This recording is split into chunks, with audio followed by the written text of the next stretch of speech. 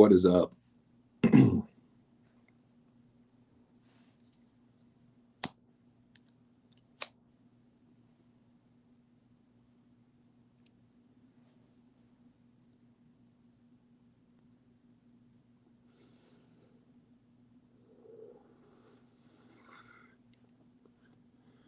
What's going on, you guys? What's up, y'all? This is just my 2 cents. It's Monday, June 28th, 2021. This is my UFC Vegas 30 recap.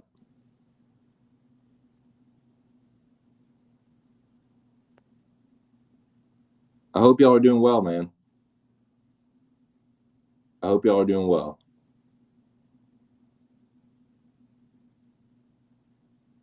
I'll be honest with you, I'm kind of having a bit of a weird day.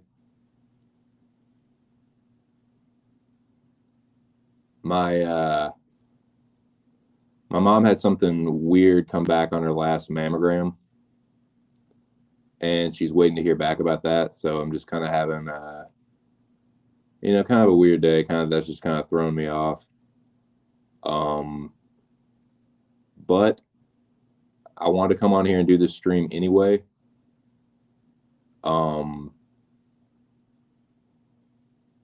But yeah, if I don't seem quite like myself, my mind is definitely not all there. But still want to do this stream.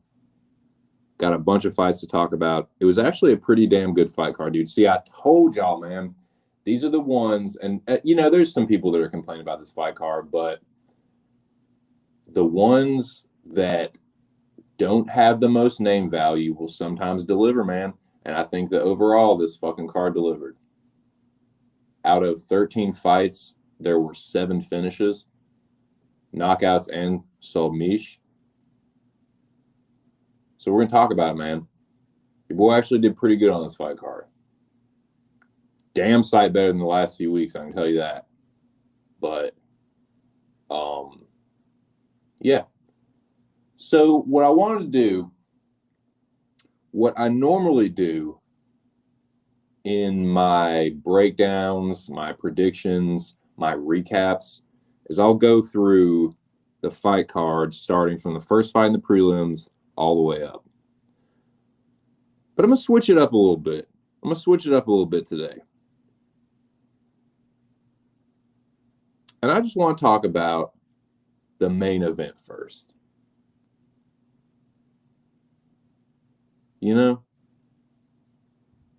Fuck it. Let's talk about the main event, man.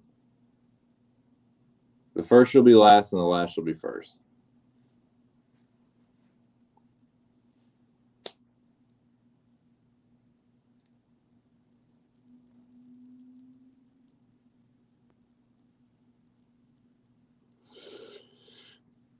Got some barrages in the chat early. Good vibes indeed. What's up, Casual? What's up, Raj? Saw you in Morning Combat earlier. Shout out to Lord Donk, Lou Thomas, and the Earl of Campbell, fucking Brian Campbell. Couple of donks just donking it up on a Monday. But yeah. What's up, Noah? Almost yes, sir. Showtime now.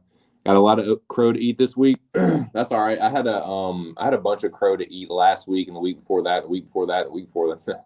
But now I got a little bit of crow to eat, and the crow I do have to eat was bad crow, dude. It was like just not, my predictions weren't even close on the fights that I got wrong. But there was a couple that I just fucking nailed. And one of them, dude, is a fight I want to talk about right fucking now. I'm going to book in this motherfucker with that motherfucker there. Bongamin. Celil Gan. One man motions. He's the way and the truth and the life at heavyweight UFC. He's your contender. I think he's a future champion. He put on another great performance, man. And people are just going to have to start recognizing. You just have to start recognizing greatness, dude. And there was a lot about this fight that went down, dude, exactly like I thought it would. But some aspects of it were a little bit went a little bit differently than I thought, and not necessarily in a bad way. Just went a little bit differently. I just rewatched this fight, like, got done 20 minutes ago, so it's fresh in my mind. I definitely want to talk about that. That's why I want to talk about this fight right now first. So without further ado, let's get into this fight card. Like I said, man, it was pretty damn good. I was entertained. You know? As Maximus said, are you not entertained? No, I was entertained. I was entertained, bro. A lot of people, there were some people on Ciryl Gane. There were definitely some believers in Ciryl Gane. There were some backers in Ciryl Gane. But there were a bunch of people that were on Alexander Volkov. You know who you are. There's no shame in it. There's no shame in being wrong, man. There's no shame in being wrong on picks and bets and stuff. I'm wrong all the time. I said, this is the first good card, really good card I've had in about a fucking month. So, yeah, I can only flex but so much. Yeah, man, but I told y'all this was going to happen on this one. I fucking told y'all. And I did I didn't switch my pick. Obviously, I was still going to be on Gane regardless, but my weigh-in stream, I had originally said earlier that week, I was like, man, I think this is going to be close. Like, Volkov is a good striker. He has a lot of experience, blah, blah, blah. And I saw the weigh-ins, man, and I saw how big Volkov was looking. He tipped the scales at 265, came in just under the fucking limit. And I said, nah, dude, this is going to be a fucking dominant victory for Ciryl Gane. I said it's going to be, I think I said on my stream it's going to be a 49, 46, 50, 45. And by God, if that wasn't exactly what it fucking was. To me, obviously some people are going to feel differently. Nobody can really say that Alexander Volkov won that fight, but some people are going to say that it was close. Well, nah, to me, that was a 50-45. I thought Ciryl Gane won every fucking round. Like I said, I just rewatched the fight. The only one you could have maybe given Volkov is he did a little bit of good work in round 4, I think. And round 1, he kind of, on the numbers, he outstruck Gane, but it was with leg kicks, man. That was what Volkov was doing. And this is what I noticed about that fight.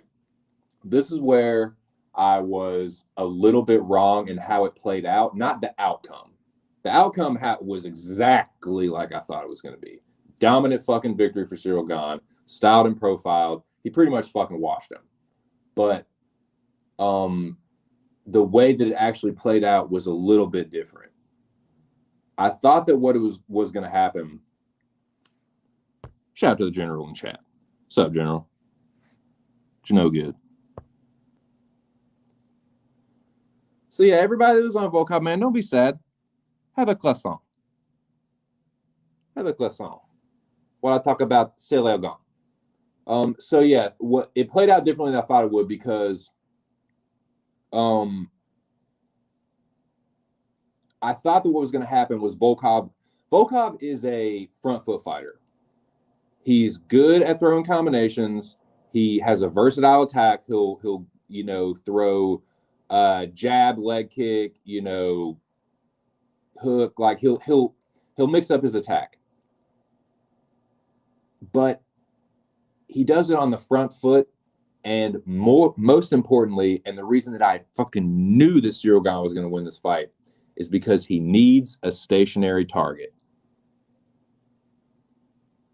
And if it's not a stationary target, it's got to be someone like Overeem that just can't take a punch anymore. Because if you look at all the fights, if you look at the highlights of Volkov when he's like knocking these dudes out, they're all doing the same thing. Well, I mean, Harris got he got fucking my Gary to the stomach, but over him, he just turtled up. He fucking put up the high guard. He turtled up, and I knew that was not going to be how Ciryl Gane. He's durable. And so I'm getting ahead of myself. So this is what happened.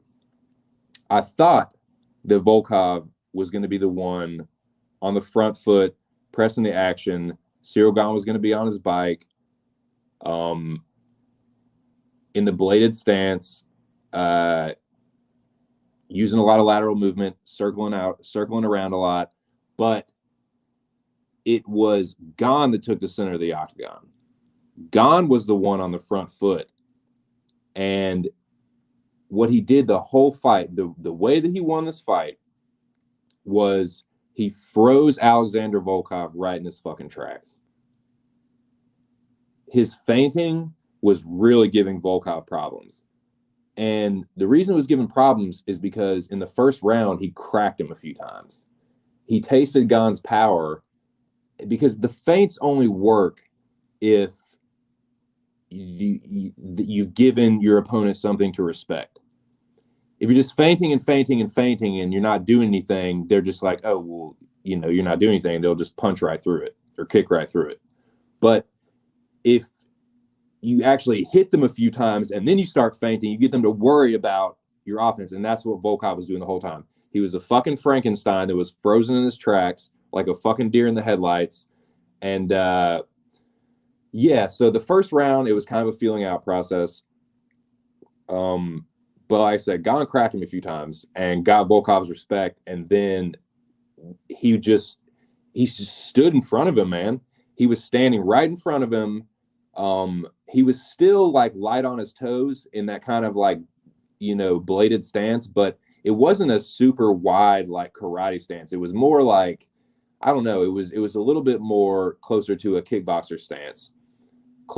Still in a bladed stance though. But he didn't it wasn't Gane on the back foot circling and sticking and moving, jabbing. He did do that, but it was him that was leading the dance. He landed that jab over and over and over again, dude. And he's so fast that when he would blitz in, it really caught Volkov off guard, and he just didn't know what to do. It was constantly worried about that the entire fight. Because Gane might not have the fight ending power that Francis does, but Gane has enough power and enough speed that when he's threatening that, you have to respect it. And he's so quick that if you don't, you can't just sit there and eat punches and kicks from Ciryl Gane. You have to respect the power somewhat. And he's so fast that there's nothing Volkov could do about it. I'm trying to remember in the second round. Let me, you know what? Right now. Got a little time. I got a little time, by God.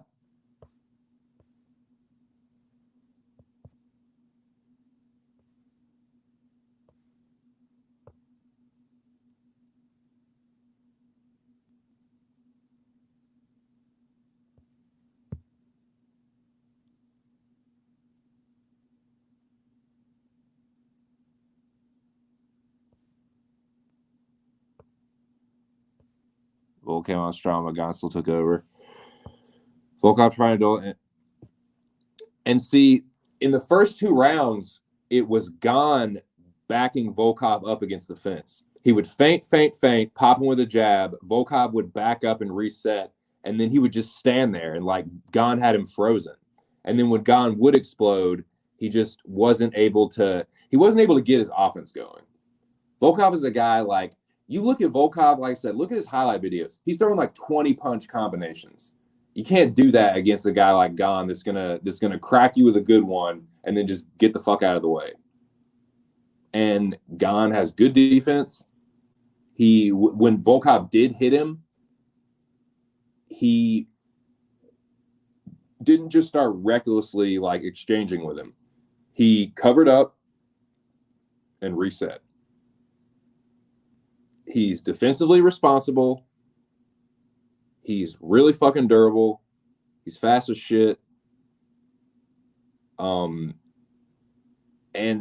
like I said, he doesn't have like the Ngannou Lewis power. Like, you know, even someone like Stipe is probably a little bit more heavy-handed, but he's not pillow-fisted, man. He definitely cracked Volkov a few times. And like, you look at Volkov, man, Volkov's pretty durable. Like, he's only been knocked out by Lewis and what, like Minikov or something, like way back in the day. But yeah, Volkov's only been knocked out a couple times in a bunch of fights. So yeah, Ciryl Gane, like, yeah, he's not exactly like, he doesn't have that one punch devastator that Lewis and Francis and probably like Stipe have, but he's one of the harder hitting guys in the division, like whether people want to admit that or not. You know, maybe even like Rosenstrike, but the thing that Gane does have that those guys don't, like I said, is that speed, the speed and the athleticism, and he's just fucking durable. Like, he doesn't have a lot of miles on the tank. He hasn't been doing MMA for that long, and he didn't do kickboxing for that long. And he's just a fucking beast, and he's smart. Like, he sees how his opponents are fighting him, and he adjusts. And we can talk about this a little bit more, but he's going to end up fighting Francis at some point, and it's going to be a good fight. I haven't completely made up my mind. Obviously, I'm being a prisoner of the moment right now, and I'm super high on Ciryl Gane right now, and I'm super high in general. I'm gonna get more high right now, but nah, man, I think he's not gonna fight Francis like he fought Volkov. He will definitely be on his bike more. It'll be a different fight for sure. Every fight is different, but that will be a much different approach from Ciryl Gane. I promise you. Because he was, dude, you watch that fight, he was literally just standing in front of Volkov and fainting, and Volkov was just frozen. Volkov was biting on all of it. And that's a good fighter. And a lot of people are like, oh, if I was born. A lot of people were just pissed that they got their fucking bets wrong. Like, let's just be real. Like, people were pissed. They were on Volkov. They put money on Volkov. They were like, and I think what was Noah saying it, and I agree, dude. And I think it was Noah. I can't remember though. That line was a fucking trap. I think it was no. He was like, they were just daring people to bet Volkov. It was a trap, dude. And so I know some people are upset about that. And some people, you know, I get it. It's not like, you know, someone didn't get, it's heavyweight and, you know, someone didn't get knocked out. A 5-round decision at heavyweight, most of the time, people are going to bitch about it. Most of the time. Unless it's like Junior versus Stipe 1 or, you know, Francis versus Stipe 1. But you know what I mean? Like, the reason that a lot of people are saying it's boring is because he fucking shut Volkov down. People are, oh, Volkov didn't look like himself. Oh, Volkov didn't come to fight. It looked like Volkov to me. But a shut down version. Volkov couldn't get his shit going. Because not only is the guy elusive as shit, but he's a fucking heavyweight that moves like a fucking middleweight.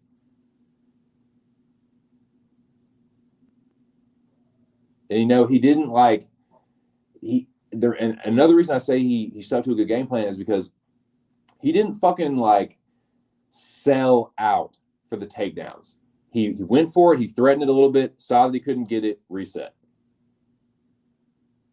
So the threat was there for Volkov, and he just, that was just another thing he used to his advantage.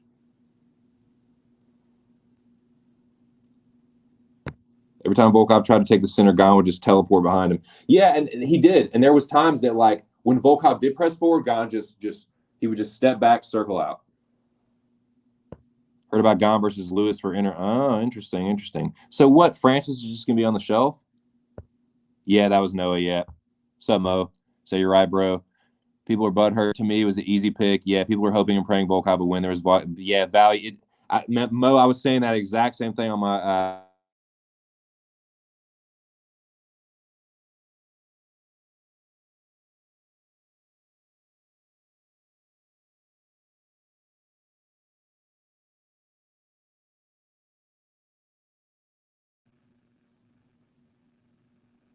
Dude, I agree, man. I agree. He can maybe even do it to Francis too. Because, like, look, think about it like this. Look at that Lewis fight. It could be like a version of Francis versus Lewis, except Gane doing more. You know what I mean? Like, it could be a more dominant version of Francis versus Lewis. Like, I don't think Gane will knock Francis out, but like, he's not going to be there. Like, yeah, Francis has that power, dude. Francis has that fight ender. But I don't know, man. I could see Gane doing that to Francis too, man. I agree. But yeah, what's up, Mo? I hope you're doing good, bro. Yeah, it was that was an easy pick for me. That was an easy pick for me, and I think, you know, I think there's a pretty good chance Gane could be champion.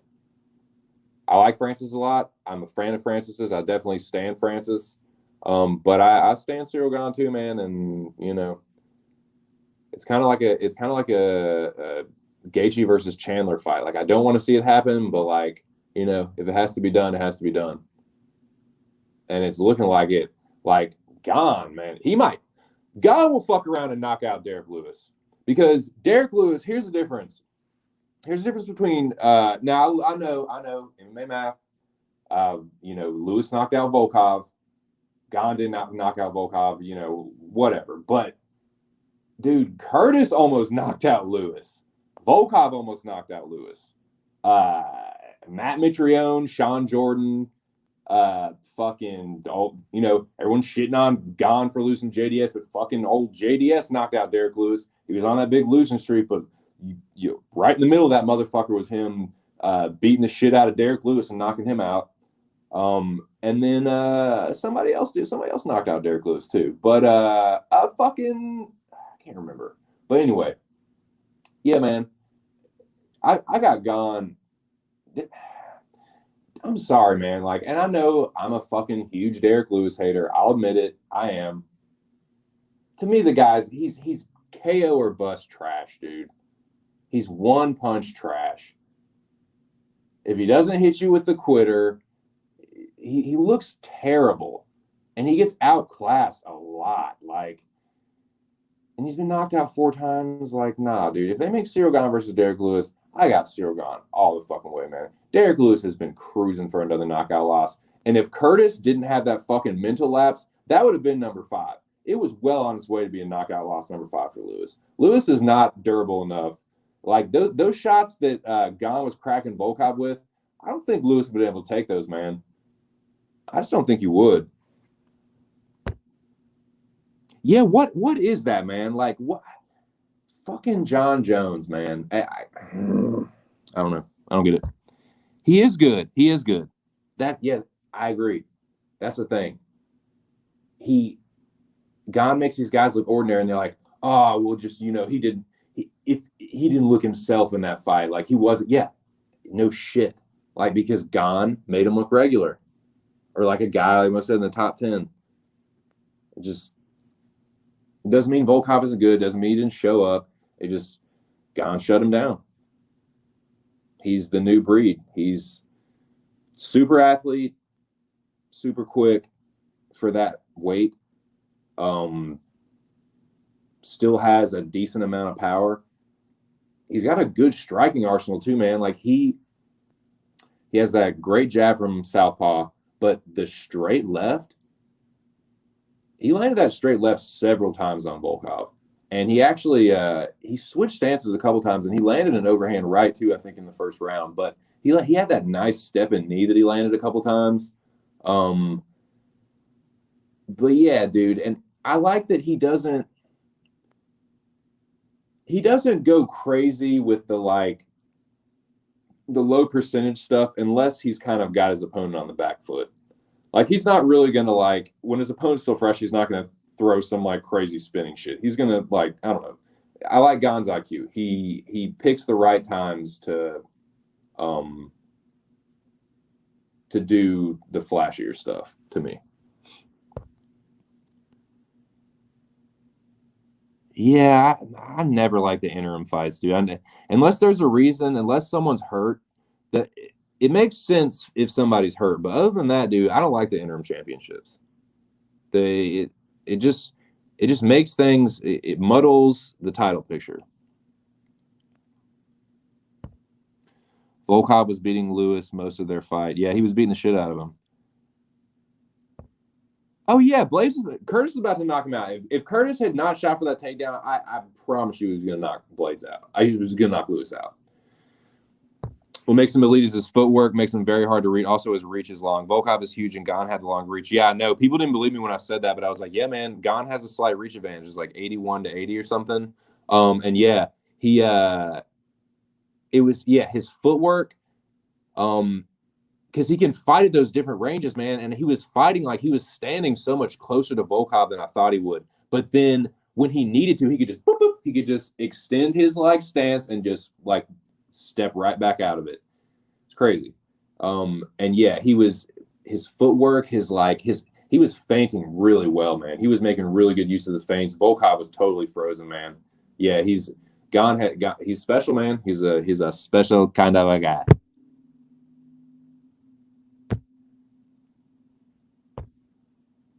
Don't be sad. Have a croissant. But yeah, okay. Well, let's talk about the rest of that fight card. Shout out to the 3 people in the building, man. I hope y'all are having a good afternoon.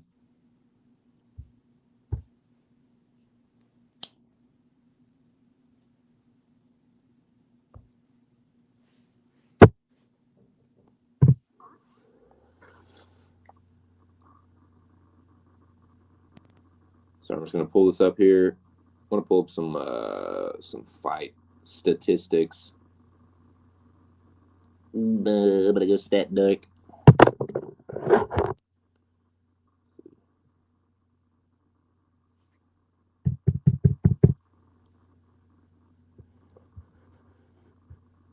Okay, so like I said, this is the first good fight first good card of picks that I've had in about a fucking month.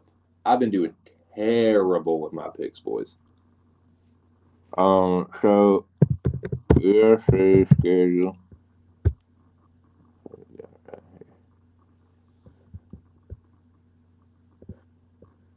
But I did pretty good, man.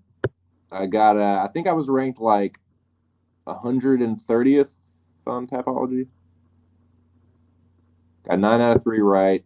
I think I scored a 630. Nothing like incredible, but probably the best score I've had on Tapology so far. All right, first fight was Damir Hadzovic and Yancy Medeiros. Actually, and I was saying this on my stream, man, and it kind of lived up to it, man. This was it was one of the better fights, man. It was one of the better fights of the whole fucking card. It was very competitive. At the end, for most of the fight, Damir was having his way. Yancy pretty much got hurt in every round, including the third. And I saw there was some, like they were saying in the commentary, like maybe the third could have been a 10-8 perhaps. Now, you can make a case for it. Like Damir was really gassed, like Yancy, had a couple submission attempts. The one at the end, man, he almost got that. Like he almost had that really good choke. But, and this is the asterisk I will put on it. The beginning of that round, Chris Tognani had to warn Yancy twice to fight back. Like it almost got stopped on the feet because Damir was just beating the shit out of him and Yancy wasn't really fighting back. So no, it wasn't a 10-8 for me. I had it 29-28 for Hadzovic. That's how I saw it going. But yeah, I mean, Damir, it kind of played out the way I thought it would. Like the grappling played a factor at the end, but at that point, it was like Yancy needed the finish, and he almost got it, to be fair. But Damir looked good, even in the grappling, man. Like, but it mostly played out on the feet, and it just like I thought Damir would be the better striker, the crisper striker he was. He kept his combinations tighter, like he kept his defense tighter. He kind of just, like I said, had his way on the feet. He hurt Yancy in just about every round, man. Like Yancy's tough. He has a lot of heart, but yeah, he was backing him up to the fence. Like I said, I think in the second round, I don't know if he got a warning in the second round, but he got warned twice at the beginning of the third to fight back. So yeah, it was a good performance from Damir. Still, like, you got to think there is still that clear path to victory against Damir Hadzovic if you're a tough fighter that is really good on the ground, or even if you're just really good on the ground, like Moicano. Yeah, there's a path to victory to beat Damir Hadzovic, but I liked what I saw from Damir. Yancey is a tough motherfucker. So I'm not like shocked that I almost picked Damir by TKO, and it was like he got close a couple times, but I'm glad I went with my gut and stuck with Damir by decision. So that was a good one to start off the night. And then the next one, God, dude, someone needs to talk to your boy Justin James. Someone needs to sit down and have a fucking come to Jesus with our boy Justin James, because your boy is wilding. There is. I'm getting ahead of myself. Charles Rosa versus Justin James. I was worried about the first round for Charles Rosa. And it was actually the third round you had to worry about. Charles Rosa pretty clearly won the first two rounds to me. But in the third round, man, Justin James came out like a straight up Guitar Hero Justin James would, and started unloading on Rosa, and he almost fucking got him, man. But like Felder and DC particularly, and Felder, like, they were just beside themselves. They're like, no, like, why did you go for that fucking takedown, dude? Like, you had him. You had a wounded animal in front of you, and you give him the best chance to, like, stall and regain his composure, and like, dude, why didn't you just? And there was a couple times in this, dude, tell me there wasn't at least one time on this fight card we were like, what the fuck, dude? Why didn't you just knock that dude out? I mean, a couple of them were understandable. I'm going to talk about it a little bit later. But fuck, man. Like, why did you take him down? He was hurt as shit, dude. That's your best chance to win. That was always your best chance to win. And look, credit to Charles Rosa, man. He didn't go out. He kept his composure. Hey, if there had been another 15, 20, 30 seconds, who knows, man? Charles Rosa was starting to tee off on Justin James in the last few seconds. He managed to get back on top of Justin James, and he was, like I said, he was giving him a bit of a shelling in the last few seconds of that fight. So I don't know, man, but yeah, your boy Justin James, why he's like, that impulsive behavior is scary. Like, he bet his entire purse on himself. Like, I get betting on yourself. It's like, why would you risk? Like, you're not that fucking good, dude. Like, I know you believe in yourself, but fuck, babe, bet a little bit of your purse, half your purse, but your whole fucking purse, dude. And you're Justin James, like, oh man, that was sad, dude. So, and I was joking about it, like I shouldn't joke about it, but somebody needs to put the dude on suicide watch. Like, I think didn't he lose his dad not too long ago? And like, there was a fight he was dedicating to his dad, and he lost that, and he bets his whole fucking purse and loses that. It's like, man, I hope those that care about Justin James the most are around him now the most, because I would be a little worried about that dude.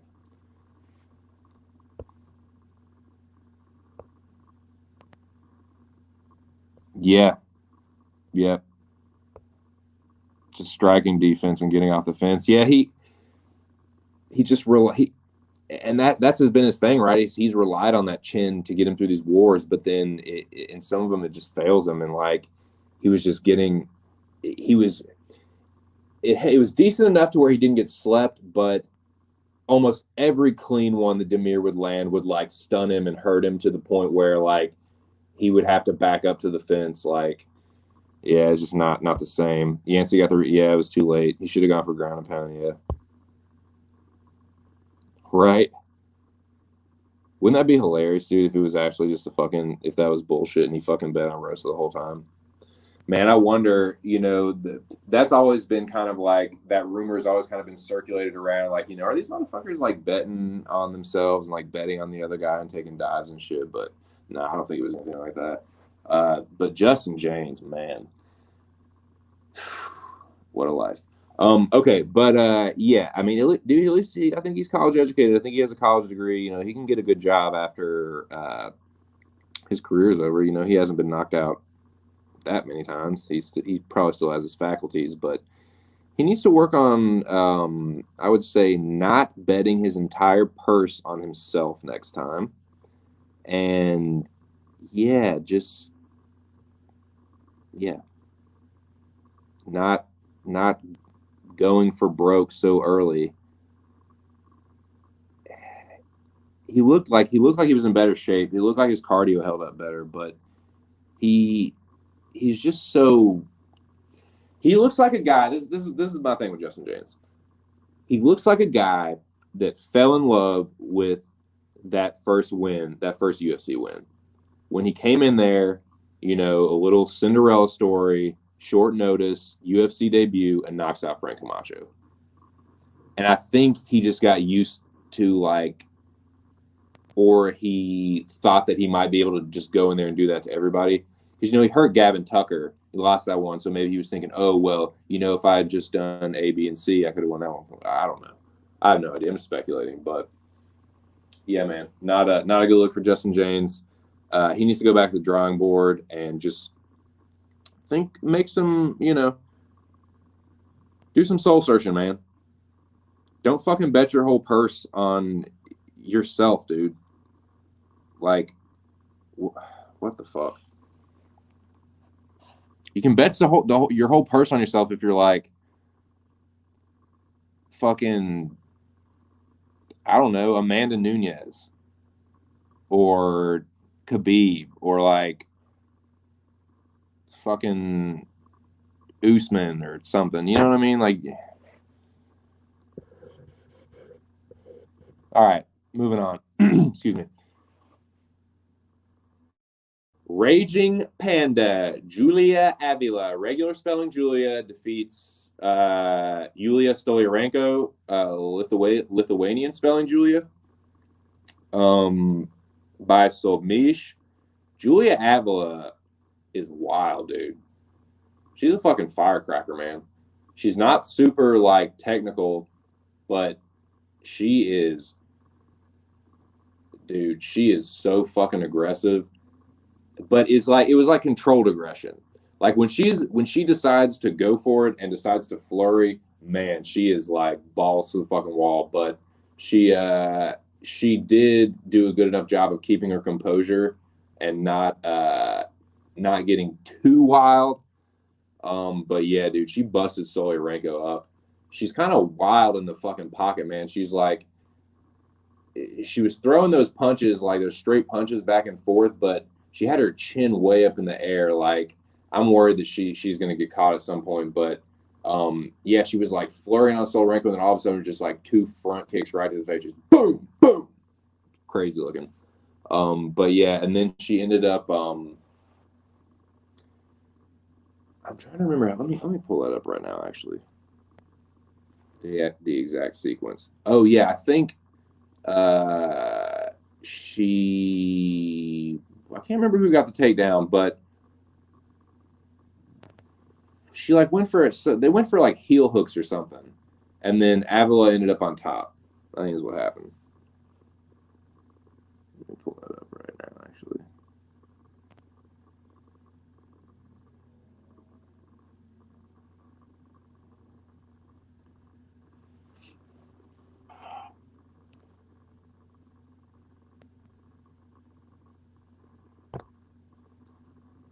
Stolyarenko, and honestly feel better about that pick than most of these other guys. Yeah, there were some picks that like I said, the ones I got wrong, I was like, man, I can't believe well, one of them I was like, well, what are you gonna fucking do? But hey, the two people in the chat, do either y'all know why Abla got kicked out of her gym? I've been wondering about that. I haven't done any research on it, but anybody know what the deal was with that? She got kicked out of the gym that she was at, and then went and started her own gym or something. God damn it.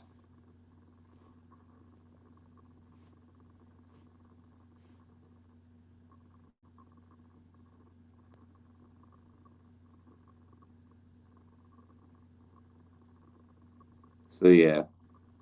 Oh yeah, Avila got the trip takedown, I think. That's what it was. She got the body lock trip. Yeah, dude, I forgot about that. She got the fucking body lock trip on Stolyarenko because everyone's like, oh, Stolyarenko's, she's so dangerous or whatever. Avila was like, nah, fuck that. I'll just take this bitch down. Yeah, that's what it was. And then Stolyarenko, there were some weird grappling. So I forgot to mention this in the Charles Rosa Justin James fight too. The second round was so weird. Rosa had one of Janes's arms trapped, but then Janes had an overhook or something. It was a really weird position, but Rosa just was in a position to just awkwardly just kind of hit him with little hammer fists and shit. But they were actually busted Janes up a good little bit. But yeah, that was an awkward position. He got another one here, but yeah, Avila was able to just on top, man. Avila's a beast.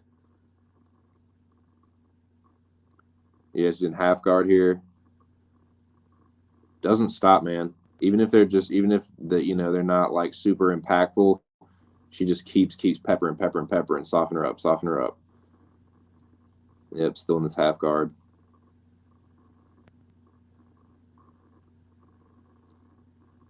Yulia tries to buck her off.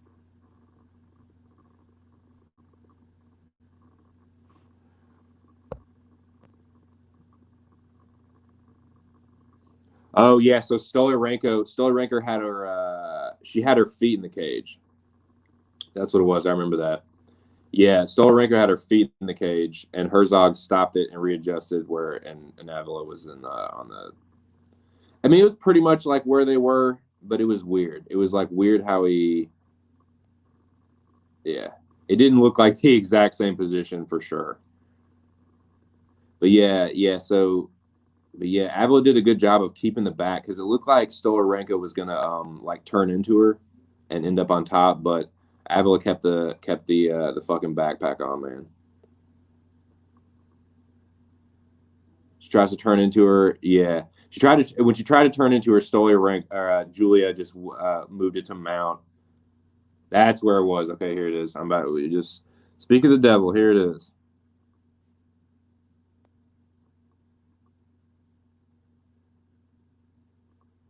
Yeah, and I see why he did it because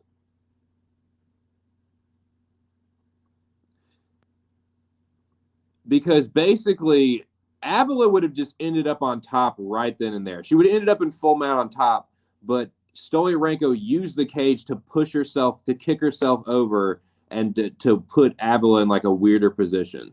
So yeah, it was definitely the right thing to reset it because, yeah, that's what it was.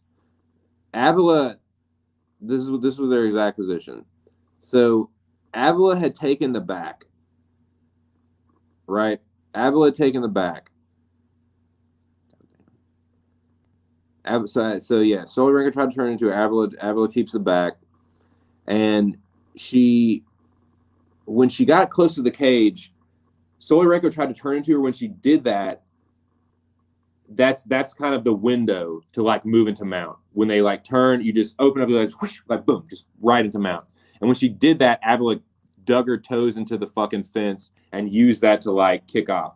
But she didn't have to do that. She could have just pushed off without digging her toes into it. But she definitely hooked her toes into it and kind of pulled herself up with it. So yeah, it kind of pushed Avila off of her. So that was a good reset. And then yeah, Avila just takes the fucking sinks the hooks back in and gets her done, as they say. She was dominating that fight, man. Stolyarenko is just I hear this about like every time she's fighting. Like, oh, she's a Lethway champion. Oh, she was a champion Lethway. Well, her fucking stand-up sucks. Okay? For this like brutal like sport that she was in, her stand-up fucking sucks. Avila beat the shit out of her, dominated her on the fucking ground, and choked her ass out. So yeah, regular spelling Julia wins. That's what's up. That was tight. I was on Alvarez too, brother. I was on Alvarez too. Three actions per minute. Exactly. It's like he's way too low volume. Way too low volume. She was, man. She was all fucked up. Dude, there's a couple quick taps, man. There's a couple little themes in this fight. Weird grappling positions, quick taps, and a lot of fence controversy. Shouldn't have been controversy in one of the fights, and we'll get to that. But, yeah, okay. Next fight.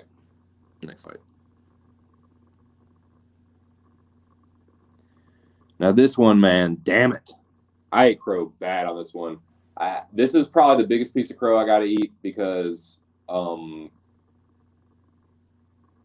it just is. Marcin Prachnio knocks out Ike Villanueva with a nasty kick to the liver. Bas Rutten would have been so fucking proud, man. And yeah, shout out to Prachnio, man. And you know, he's still chinny, man. I'm still fading that dude against a good striker, especially a good, well-rounded striker. But I got to give him credit, man. I got to eat the crow. I was wrong. I thought he would get slept in the first round. Ike hurt him, couldn't put him away. It is what it is. Ike, I'm not going to make excuses. I was just wrong. Like, a lot, you know, I was not the only one that did this, but, you know, people were just kind of counting Prachnio out. And I was one of them. So, crow eaten. And, yeah, that was a nasty body kick, dude. He is offensively, he's good. I did mention that in the breakdown. Offensively, he is good. But he's still like, you saw when I clipped him in the first, like, if that's somebody else, like, it's, I don't know. I see Prachnio as kind of like Prachnio, however the fuck you pronounce his name. Prachnio. He's just kind of, he's still the same dude to me, more or less. This was kind of a bum bash, honestly. But, yeah, I was wrong. Got to eat the crow. So shout out to Marcin. Shout out to everybody that was, I know there were some people that were on Marcin. So big up yourselves. Well done. Well done to y'all. Tip my hat to you. Eating the crow right now. Yeah. Herzog is, you know, I give him shit. Like, I call him Nerdzog. He gets on my nerves sometimes, but he is one of the better refs. He's definitely one of the better, if not the best. Got Avila and Bozer one right, when in real time I thought they were bullshit. Yeah. Same. Well, yeah, he did. He got him right. He got him right. I know, dude. I was too, man. I was feeling good about a couple of them. Like, you know, a few minutes in. Yeah, I was like, oh, yeah. I was feeling real smart. I clipped him. But yeah, here we go. He still has a dodgy chin. There's no doubt about that. Like, I'm still looking to fade the dude against a better fighter. But, yeah, it is what it is. I picked Ike, and I was wrong. So, yeah, this one, and I haven't watched this knockout again, but to me it was knockout of the night. Clearly knockout of the night to me. Jeremiah Wells.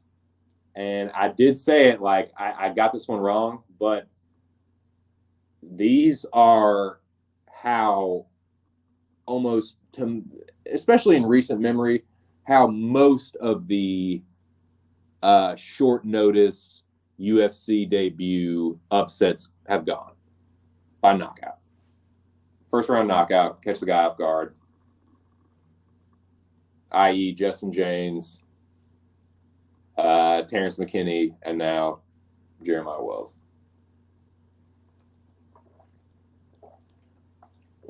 Technically, it wasn't the first round. 30 seconds in the second, but still. On the earlier side of the fight. Man, Wells looked good. Wells look good. Shout out to anybody that picked Jeremiah Wells. I think Jack switched his pick to Jeremiah Wells. So shout out to him, man. He got that one right. Jack nailed that one. Yeah, man. Worley? I know technically, hey, I know this is like a fucking glib thing to say because it was like in the second, like 30 seconds of the second round, but the dude is a 1-round fighter. He's a 1 fucking round fighter. But yeah, Wells, I'm gonna watch this first because I don't remember the first round at all. I just remember Worley getting starched. Like, he got put out, dude. Yeah, no. Yeah, he got dropped like 2 seconds into the fucking first round.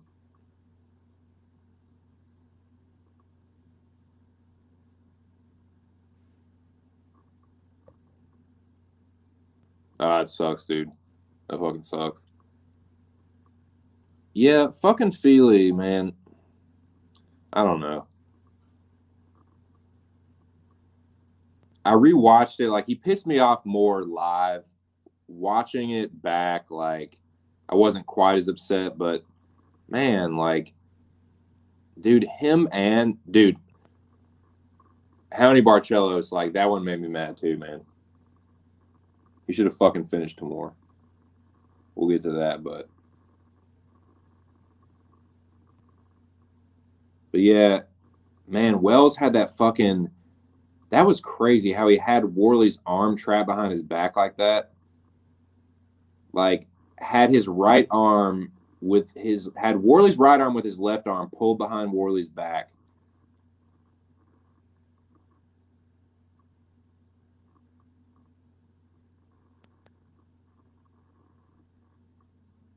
Crazy, dude.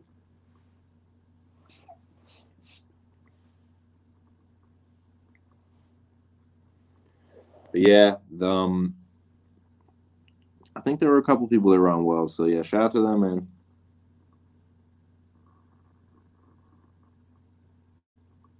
I surely wasn't one of them.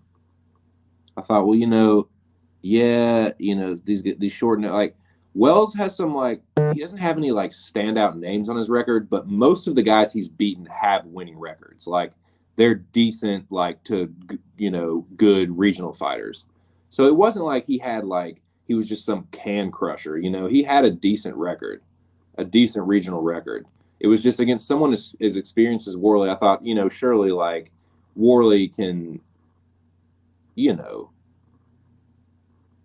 at least get it done if it doesn't dominate. But, like, man, Tia just fucking slumped like that. Crazy, dude. But yeah, Wells is strong as shit. He's a fucking tank, dude.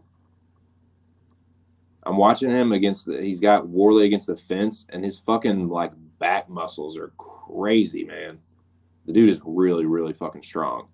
Wrestling strong.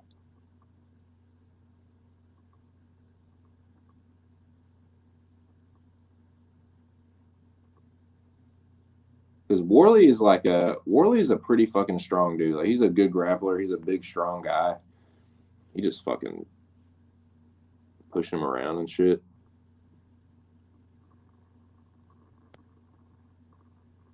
And this is another pick. I do this all the fucking time. I say this all the time, and I just fucking do it to myself. I don't know why. I fucking dial these picks in, man. I'm like, short notice pick. Not a lot of tape on him. Not going to tape it. Worley's more well known. He should get it done. Dial it in. Nope. No, you don't. Eat crow, motherfucker. Well, there you go. I'm fucking eating it.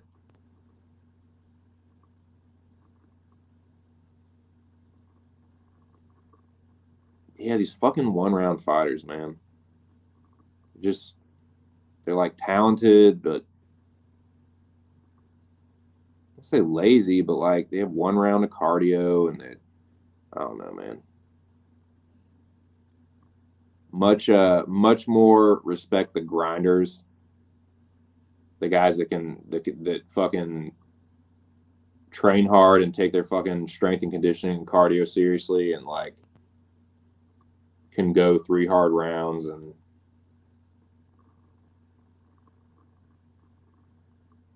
I'd rather have that over a super talented guy that gasses after one round. Much rather have that. A guy that's not quite as flashy, a little bit more of a workman, but has good cardio and just works at a steady clip and does good work.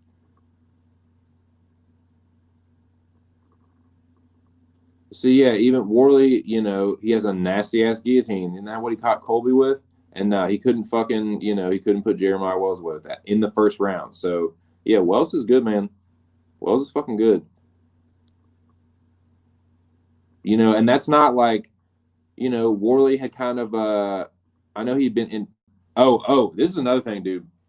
That fucking axe kick hurt Jeremiah Wells. That axe kick that Warley Alves threw at the very end of that round, that fucking hurt Jeremiah Wells. You can see him kind of like get off his back very slowly, dude. Like that shit rocked him. It didn't really matter in the end, but just thought that was interesting, man. I pointed that out in the shout out to the boys at PSR, man. Shout out to Post Sports Radio. I pointed that out, man, because it did, man. It fucking rocked him, but it didn't matter because homie was about to get slumped like fucking 30 seconds later. But you know, it is what it is. I'm fucking famous for that, man. Saying something stupid, like saying something that gets like proven wrong like 10 seconds later.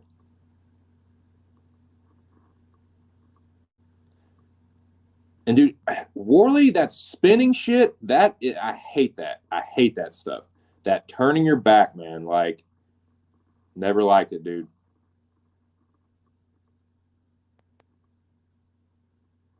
Because that's how he got caught.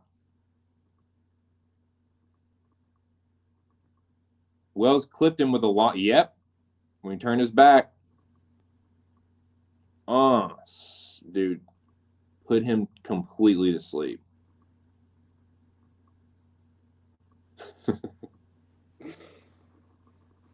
He did that fucking battle cry, man. DC was giving him some shit about that.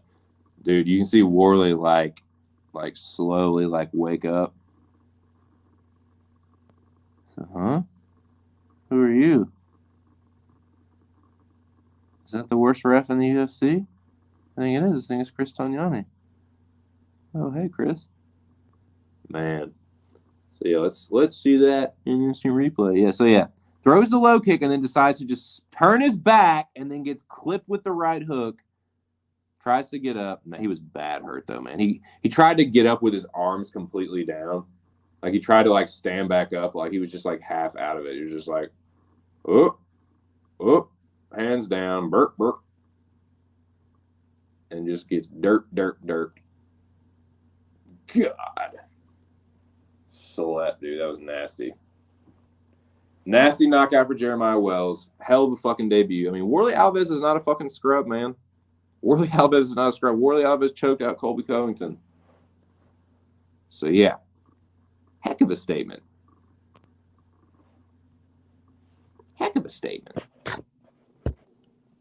Yeah, mine too. I'm a kicker now. I was down there. Yeah, exactly. Like, I hate that excuse, man, right? Like, who cares? Honestly, when it comes to picking the fights or, like, betting the fights, that's the lamest excuse. Well, he's on steroids. It's the only reason he won. Like, okay. So? I don't give a fuck. Like, cool. Dude shouldn't have signed up to fight him then. Don't be bitching after the fact. Exactly. It's exactly what you said. If he was on steroids and you knew it and you knew he had this advantage, why don't you fucking pick him then? Because every time a guy isn't on steroids and he loses, oh, he's on, like, you know what I'm saying? Like, no one talks about the guys that are on steroids that lose. It's always if a guy wins and it looks like he's on some shit.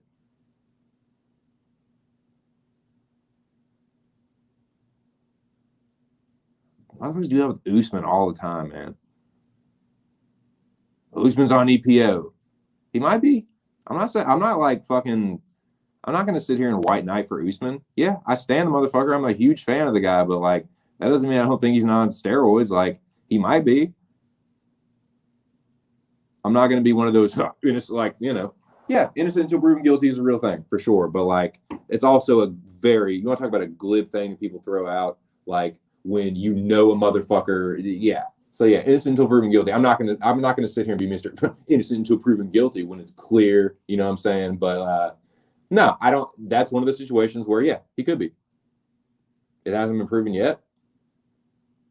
I'm not going to be shocked if it is, but tough shit. Like, unless you prove it, what are you going to fucking do about it? Don't fight him then. But don't sign up to fight him, get your fucking ass whooped, and then bitch about it after the fact. That's fucking corny. That's corny as fuck.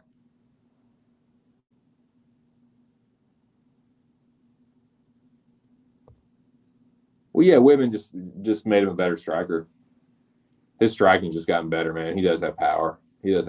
Like, but yeah, I'm not gonna sit here and fucking like, I don't want to damn somebody if they haven't, there is something to that. Innocent until proven guilty. Yes, that is a real thing. But I'm not going to say there's no possibility. You know what I'm saying? That's stupid too. Oh, just because he hasn't, he hasn't been caught yet, has he? That's just as glib.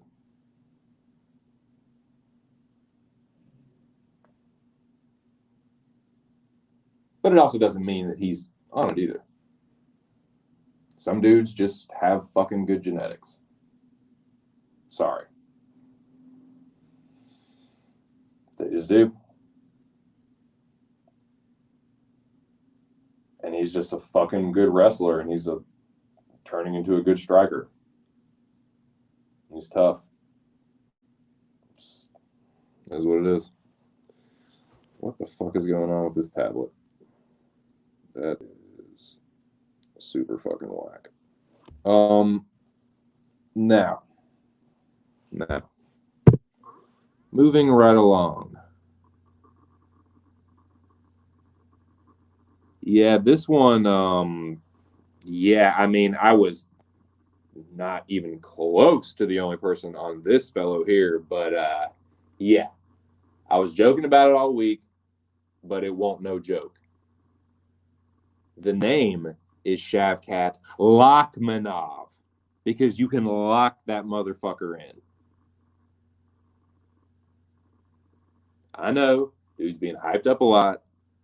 I know he's been dropped before by someone that's not incredibly good, but the dude's a good fighter. Like, Khamzat Chimaev got dropped by some fucking bum in one of his fights. You can watch it. In one of the first 30 seconds, it was one of the fight dude clips him and drops him. So yeah, people like, oh, he got dropped by this one dude this one time, dude. Okay, cool. What happened after that? You know what I mean? Like, so yeah, but yeah, you can lock that dude in for a good minute. Like he's gonna destroy some dudes. Motherfucking Shavkat Rachmanov dominates Michel Prazeres. Yeah, this one was definitely this is one that you can dial in. There's certain guys that you can dial it in. I shouldn't have dialed it in with a fighter like Worley, but you can dial it in with a guy like this.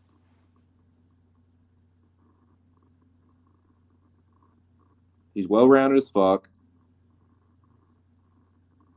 And that, like, he's gonna have a size and reach advantage over a lot of people, but like especially against Prazeres, dude. But to be fair, Prazeres is tiny for that weight class. Like he's a small dude. Not small, but like short in stature. Excuse me. What's up, Billy? Was it really? Rachmanov was minus 150? That's crazy, dude. Yeah, what's going on, Billy? How'd you do this weekend?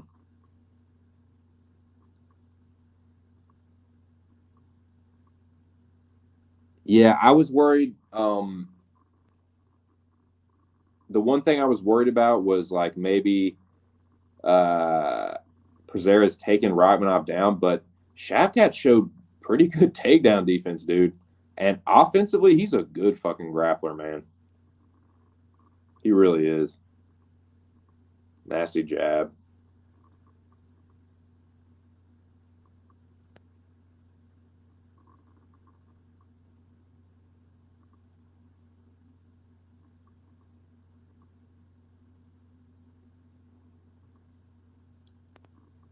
Yeah, just too much for him. Yeah, I'm just watching this first round here. 3 minutes, 45 seconds in. Yeah, that's wild. That's wild if Prazeres, I mean if Rachmanov was minus 150, that's fucking wild. But yeah, they're in the 50-50 position. Shavkat gets a body lock.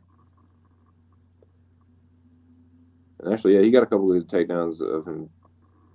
Got a couple good takedowns himself.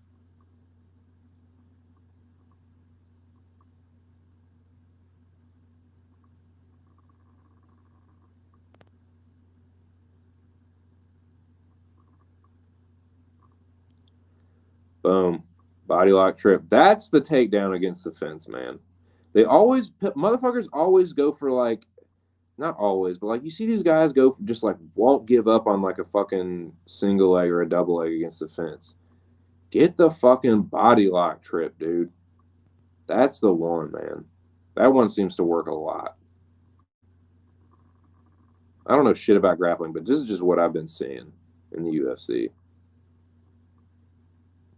That's the fucking takedown. Win the over under, get the body lock, move him one way, dump him back the other with the trip.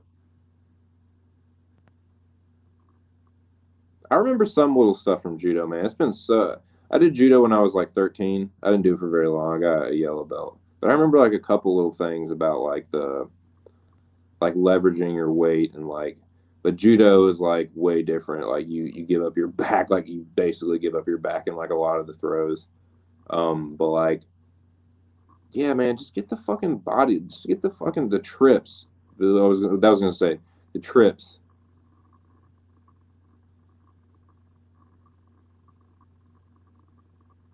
That's what seems to work better against the fence.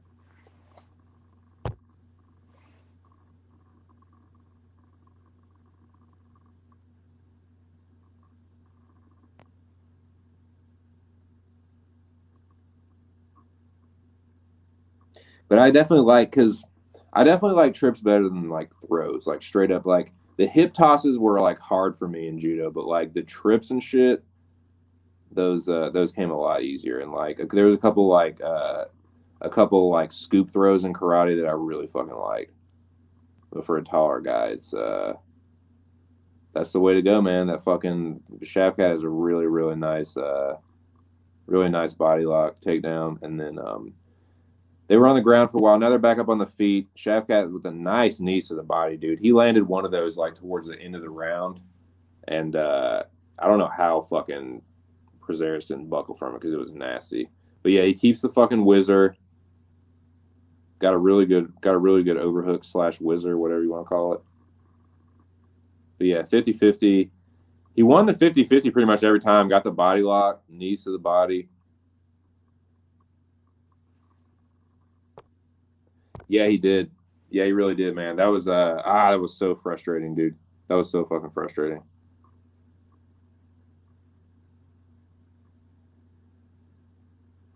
Yeah, yeah, there it was. He had the fucking with on the underhook side. On the underhook side, like Shavkat just threw that fucking stepping knee to the belly. Nasty.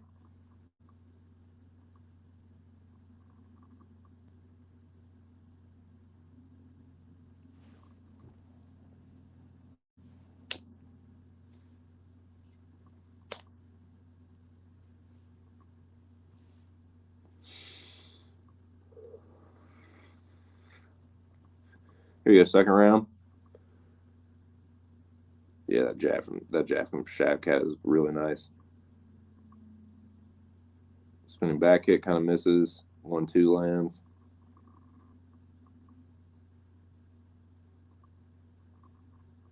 Prazeres pumping the jab. Shavkat feinting, both feinting. Reset. Prazeres misses with the overhand right. Shavkat evades the low kick. 1-2 from 1-2-1 from Shavkat. The jab lands at the end.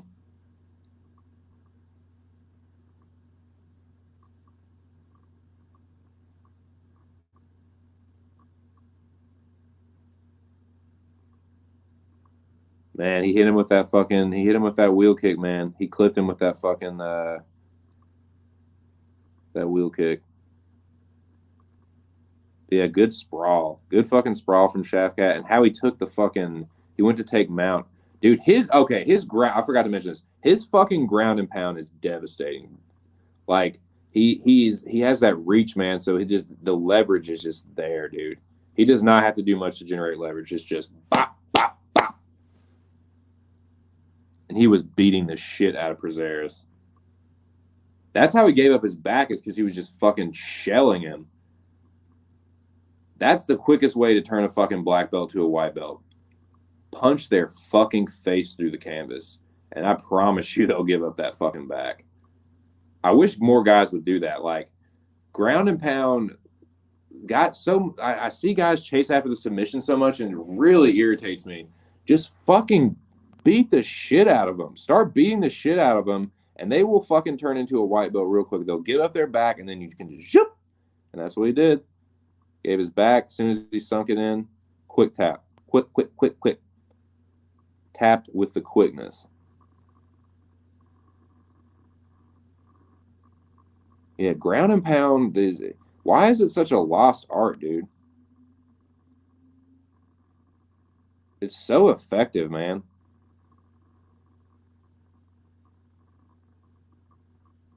Like, unless you're fighting someone like that's really, really, really, I mean, even if they're really good at jiu-jitsu, like, not everyone is just going to catch you in an armbar because you're doing ground and pound. Like, I feel like ground and pound is underutilized, man. I feel like it's a really easy way to get a sub.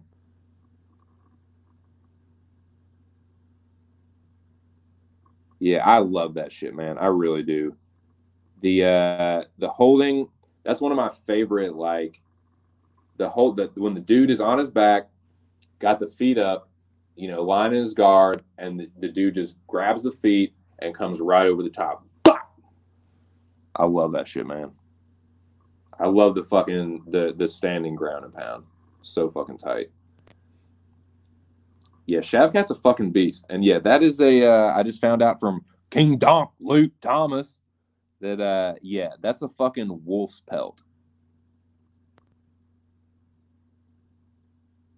Yeah, the Kazakh is for real, dude.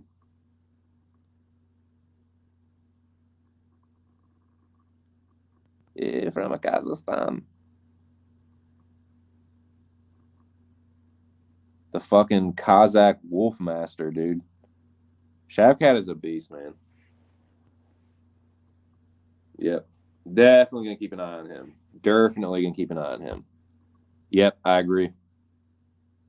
Yep. You said it, dude. You said it, not me, dude. No, I agree, man. I fucking totally agree, man. I think overall, there's obviously some exceptions, but overall, yeah, I think wrestling is a good wrestler usually beats a good Brazilian Jiu-Jitsu practitioner in MMA with the ground and pound, because the wrestler can keep the position. The wrestler can keep the top position with the fucking brute strength, that fucking wrestling strength, dude, and the control. I was talking to a wrestler on Twitter. We were having an argument, and then we just sort of were like talking afterwards, after we'd stopped arguing, and he had a wrestling background. I was asking him. I was like, so, dude, like, what? I was like, I've always thought that like wrestlers were like a little bit more dominant. And I asked him, I was like, why is that? Like, what? Is it the control? He's like, what? He's like, dude, yeah, all we do is drill we drill like hip pressure and control for like hours and hours and hours. Yeah, that makes sense. So yeah, like a wrestler can keep that position, and then with the ground and pound, dude, It's just you can kind of just do whatever you want. Well, it's the big show. What you know, Bo? What's going on, show? How are you, my friend? What is good? Shout out to Almost the Great White North. Shout out to Michigan. But yeah, so where are we, boys? Where are we? Yeah, good to see you, show. Hope you're doing good, man. Sitting here recapping this fight, CAD. Oh yeah, okay. So here we are at the prelim headliner. Kennedy Nzechukwu. Let's fuck that name up. Kennedy versus Danilo Marques. This one went how I thought it would go, more or less. I thought it would be. I can't remember what I picked on Tapology. I know I got the knock. I got the pick right. I'm pretty sure I picked a knockout too. I happen to have that information. But yeah, I rewatched these last night and today, and from what I remember, Danilo Marques. See, okay, I did not score that first round a 10-8 for Danilo Marques because to me, a 10-8 needs to be a one-sided beatdown for the whole round. Like,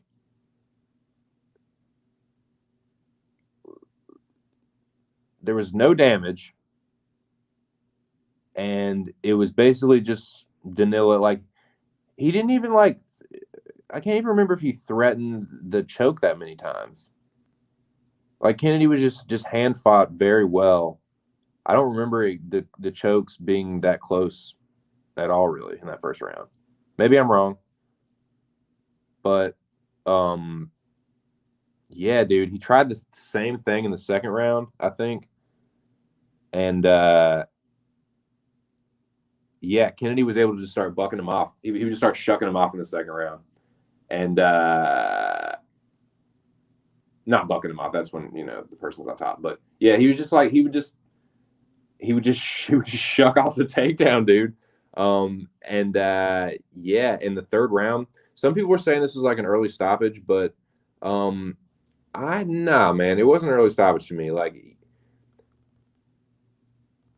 I think I counted and it was like 20, at least 20 unanswered strikes. Like that, Kennedy was really starting to beat the shit out of Marques at the end of the second round. So when that third round started, Marques literally just put his guard up and just started eating punches. You can go back and watch it. Like, the third round starts, Kennedy marches forward and hits him with a jab, and then Marques just puts hands up and just bop, bop, bop, bop, bop, and he just didn't stop. Like, I think Marques tried to throw like a half-ass 1-2 in the middle of it, and nah, man, it's like you're showing the ref. I see this in boxing and MMA. You're showing the ref that you want out of the fight. Because if you didn't want out of the fight, you would fight back.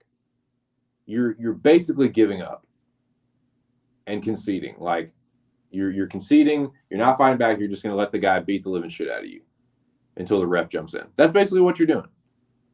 Or you're just hoping you're either hoping for the guy to stop punching or for the ref to jump in. This is a perfectly normal. I didn't see what was wrong with that stoppage. I've seen way, way, way, way worse standing TKOs. Way worse. Marques was done. He didn't want to. Because if he did, if he wanted to go out of the shield, all he had to do was start punching a little bit more, and Kennedy would have definitely put him out.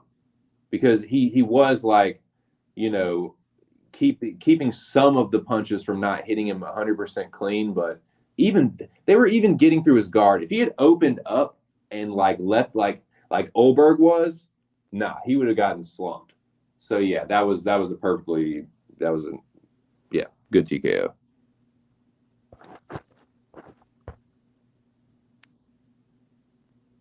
That's what's up, dude.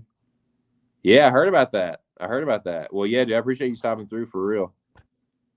Which Kennedy waited for Danilo to shoot a telegraph takedown. Yeah. I know, right? Like kneed him in the face or something. Yeah, yeah, for sure. Wish they let it go longer. So yeah, right. Oh, I appreciate that, bro. Thank you, sir. Yeah, appreciate that, man. Yes, indeed. Shout out to the boys at PSR, man. Pub Sports Radio. That's where you can find well the big show. Yes, indeed. They put on a damn fine fight companion, if I do say so myself. Um, so yeah, Kennedy gets it done, man. He's starting to put it together, dude. Like, Marquez, an unproven Carlos Olberg, you know, it's nothing to write home about. But Kennedy is someone that I kind of like just totally written off. It's like, oh, he's a busted prospect, like he ain't gonna do shit. But he's starting to put it together a little bit. And I like to see that. So, and that division, man, there's gonna be some fun fights to make for him, dude. Let's look at Kennedy's record.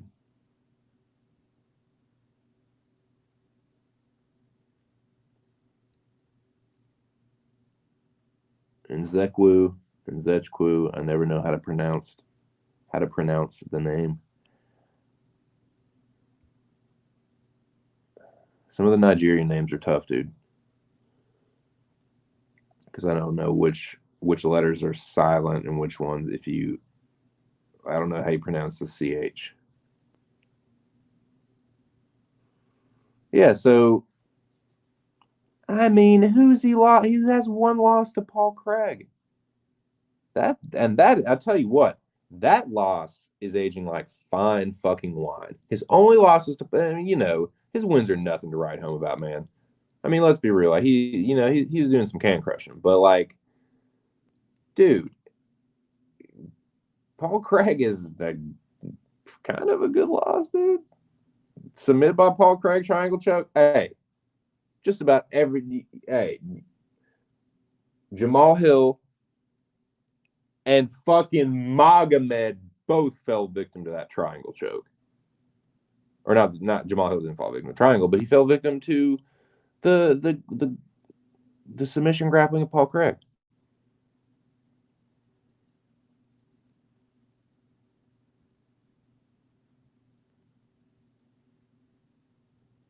Not every man gets submitted, but those that did.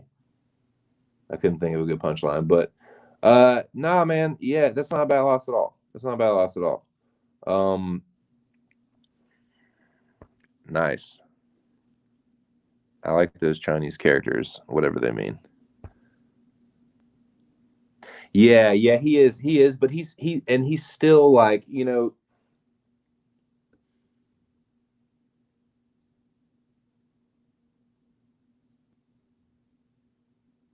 yeah, he's still like young enough for that division, still in his barely, but still in his 20s. So yeah, I'm interested to see what they do next for him.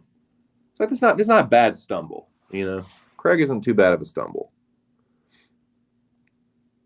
So especially recently, man, aging good. Jamal Hill was looking pretty good before that loss.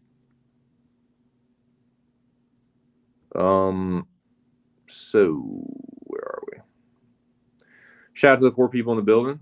Appreciate y'all joining me, man. Just going back over this fight card here.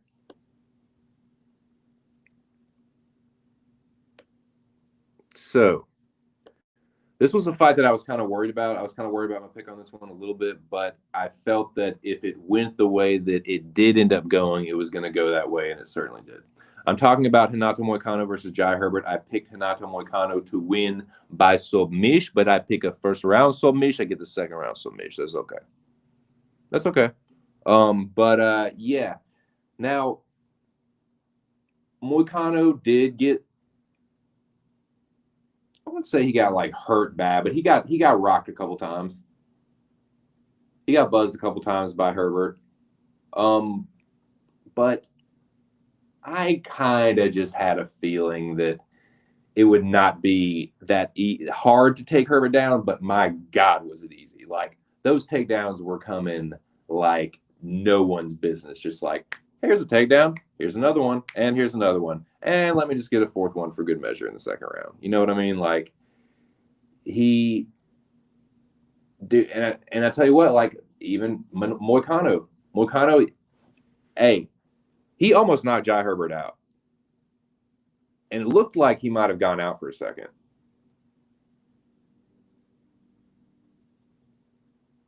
But he definitely, like, gave his back up.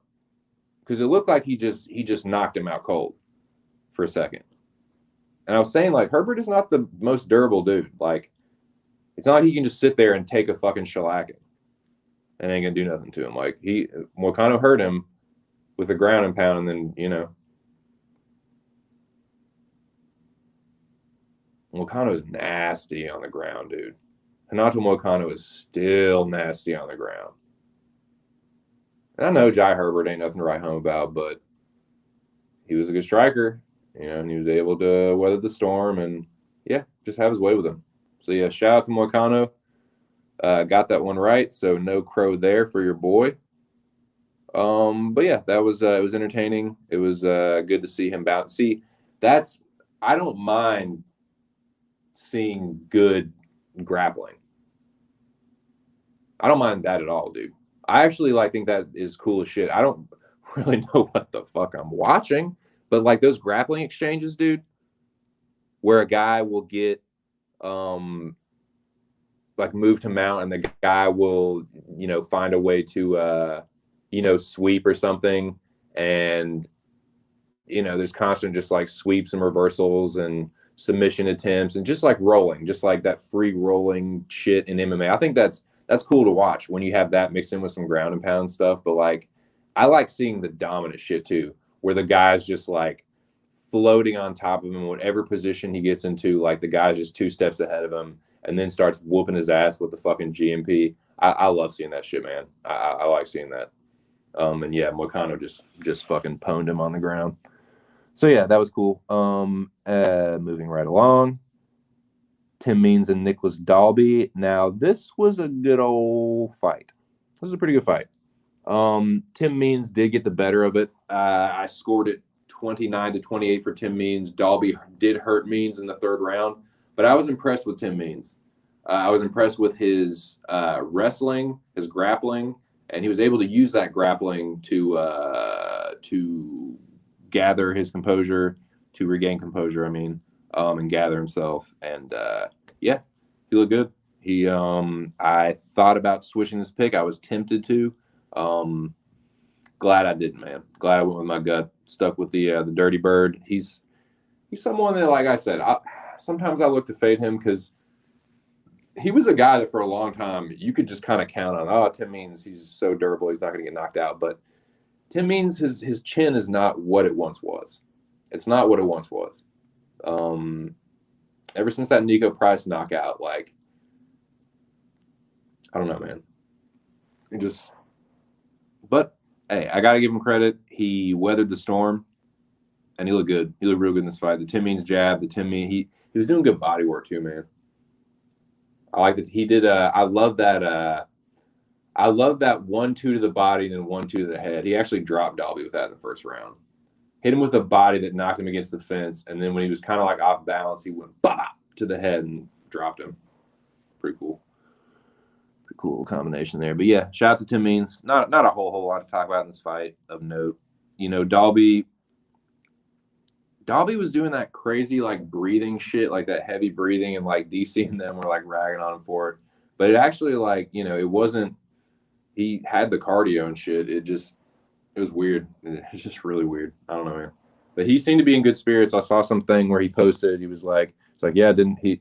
He was joking. He's like, I didn't bring enough dynamite. He's like, I'm gonna go back home and load up on my fucking Danish dynamite. I'm like, all right, see you next time, Braj. But yeah. So shout out to Tim Means. Got it done there. God damn, this is draw with Fili and Pineda was so the no contest. I mean, it's a fucking no contest.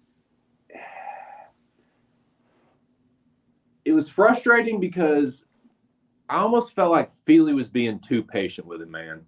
Like I felt like he did not like put the pressure on enough when Pineda was hurt. And that's easy for me to say, armchair quarterback sitting here, and sitting on my ass, but uh nah, man, I just that was frustrating. Because like he hurt him twice and he was just kind of like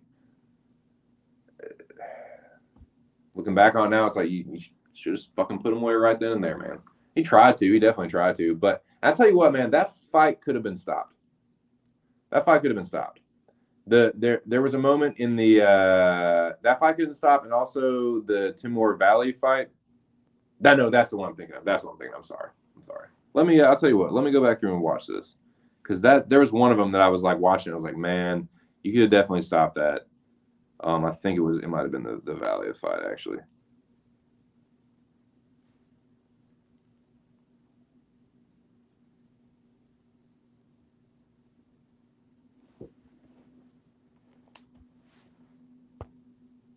Herbert, yeah, exactly. He looks good. He's a good striker, but he's kind of chinny. Aljo strikes back. That's funny, dude. Yeah, dude, exactly. Fucking Valley, man. But yeah,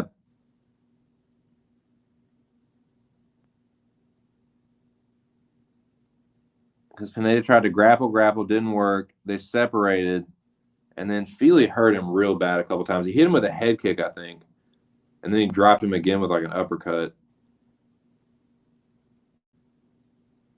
I mean, Feely was looking good, man. He's feeling real good about that pick. Because Pineda's dangerous, but just really in the first round.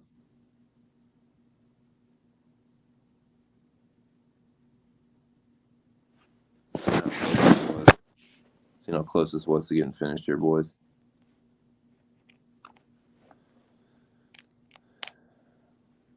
Yeah, he head kicked him, dropped him. Then he like threw him. He like judo threw him over his shoulders like a fucking judo throw. And then he let Pineda back up, which was smart.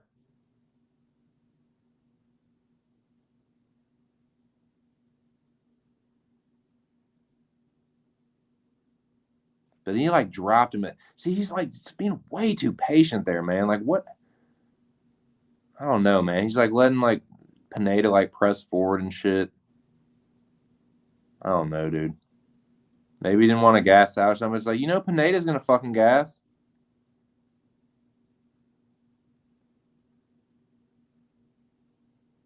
It's frustrating too because Pineda wasn't a punk about it. He wasn't like oh like he didn't make excuses or anything. He was like yeah, I want to keep fighting. Like he was fucking me up. He's like oh yeah, that body kick, man. That body kick hurt him bad. And see, yeah, like nah, I guess there wasn't really a moment. There was almost a moment where yeah, it wasn't. It was the Valia fight I was thinking about. This one wasn't quite. He hit him with a couple good ones, but that was frustrating. There wasn't a lot of time either, but still, like, why is Feely like holding him, doing this like lockdown thing? Like, why aren't you just fucking ground and pounding? That was fresh. That pissed me off. That was some fucking like point fighting. Like, oh, I'll just win this round. I did enough to win the round. Like, come on, man. You sitting there, you got fucking like, there's 20 seconds left. Fucking go all out and try and knock that dude out, man. Because you don't know when some shit like what happened in the second round is gonna fucking happen. When you're gonna accidentally fucking eye poke someone and it's a no contest in a fight you were dominating. It's just that round winning mentality. And I'm sorry, but that's how Feely fights a lot of the times, man. Feely's a fucking round winner. He always says Feely's always Mr. Oh, I'll go out there and I'm a killer instinct. Like, no, he's a round winner, man. That was the round winner in him coming out.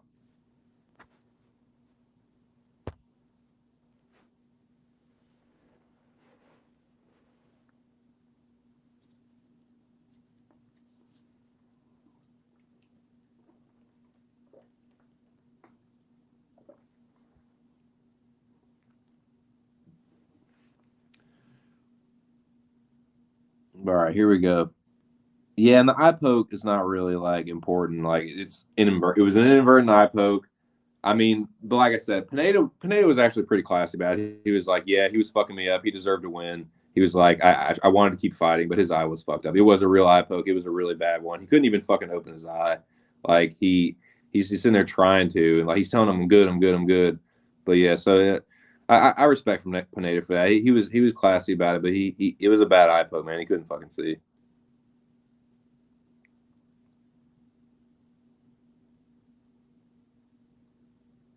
Yeah, it sucks. Sucks.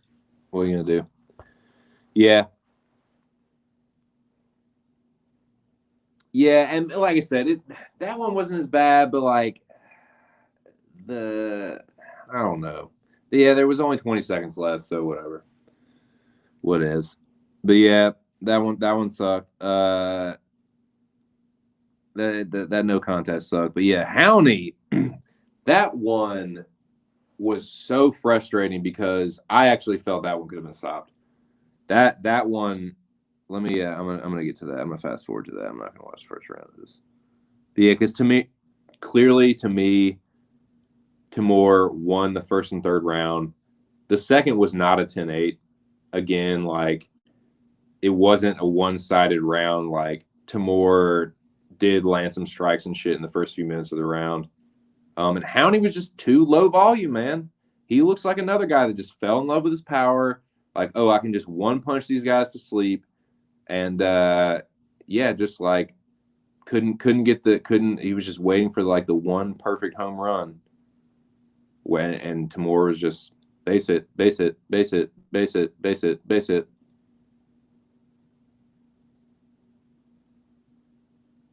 This was I feel like this was my worst pick because I felt like I was acknowledging I acknowledged it all week. Hey man, I think there's a little there's valid believe is a little more live than some people are saying. Like people are so fucking confident in Hounding Barcelos. Like I'm picking Barcelos, but I should have fucking known, man. So I'm definitely kicking myself for this one. I'm definitely kicking myself for this one. But yeah, I got to eat the crow, man. I thought Hounding be able to get it done because he hurt Valieve really bad, dude. And he did. He gassed out, but I also feel like and in hindsight, people will say, "Oh, well, he shouldn't have stopped it because see what Liquid did, he came back and won." But like, I've seen fights stopped off way less than that, man. He really hurt him bad, but it wasn't like Howney just dominated that round. He didn't do shit. He didn't do a fucking thing. He landed a couple uppercuts, but he just was waiting the whole time. He looked like a fucking old man, to be honest with you. He looked like a slow, plodding old man, to be perfectly fucking honest with you. I know he wasn't really like, he's slipping some punches and shit, but like, he just looked old, man. For the first time I've seen Howie Barcelos fight, he kind of looked old. He looked like 34. He looked like a 34-year-old bantamweight, to be real with you.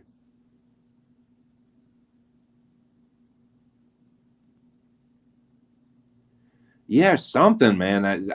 Yeah, I didn't, because yeah, he caught him with that fucking left hook, dropped him, and that ground and pound was nasty, dude. Like he fucking bounced his head off the canvas a couple times. The elbows,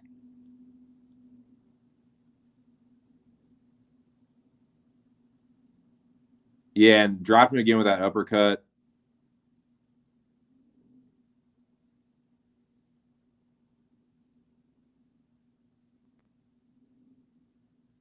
Yeah, he could have stopped it right there. He could have stopped it right there.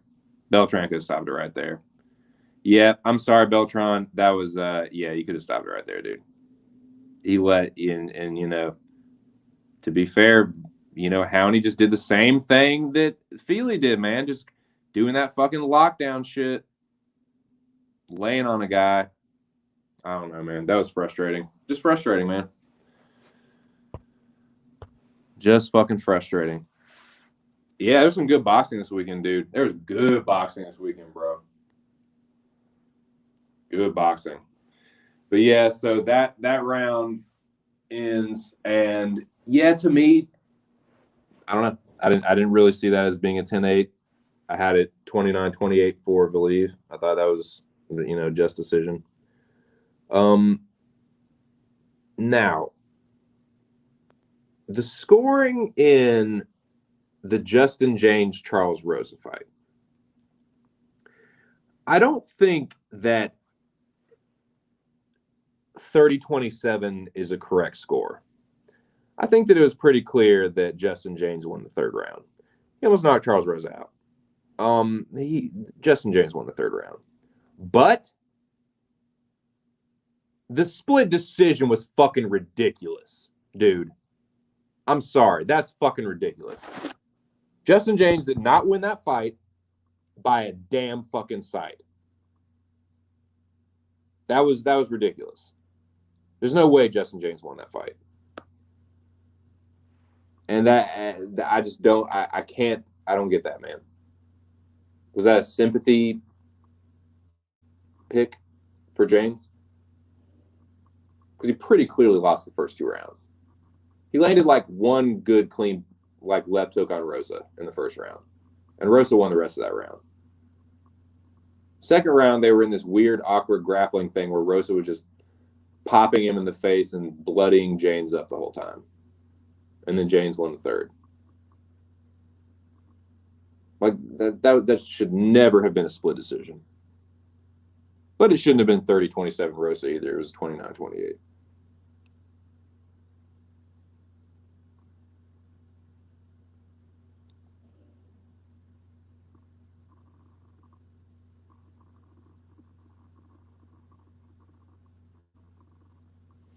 Why am I still watching this fight?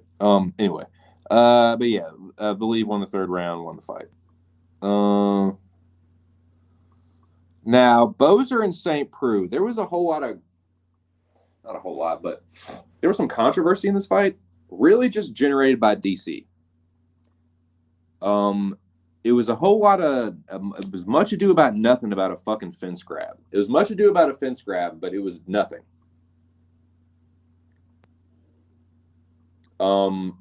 This was what happened in this fight. This was the fight I got perfect.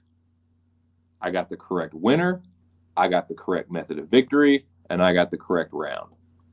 I call this one like a motherfucker. OSP looked how he looked in the Ben Rothwell fight. Slow, plodding. He looked like trash. He looked like old fucking trash. Tanner Boser was way faster, cracked OSP a few times, really like rocked his fucking head back, dude. I'm surprised OSP stayed on his feet, but then yeah, he took him down, but then Boser, you can see, he reaches up with his hand, then clearly balls his hand into a fist and pushes off the fence to scoot his butt back. Clearly a clenched fist, not a fence grab at all. That will never get overturned. That was DC being a fucking cornball. That's ridiculous. That was really bad. That was really bad. Shut the fuck up, DC. That was nothing. That was nothing. He didn't fence grab at all. It's perfectly legal what he did. And yeah, then he got back to his feet, knocked OSP the fuck out.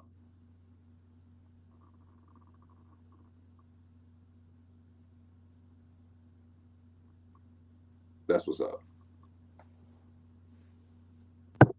Just like I thought he would. OSP, like, OSP's done, man. OSP's done. He's 38, and he was thinking that he would have new life at heavyweight. But the problem is that he was kind of like slow and plodding before, but he's even worse at heavyweight. And like I said, the heavyweight is getting younger and just faster and more explosive. He always had power and stuff, but now it's getting younger. The division's getting more athletic. You can't just be some like dude that has good grappling and one like sneaky submission and a high kick and a wild left hand. It's not going to get done anymore. There's a lot of guys like that.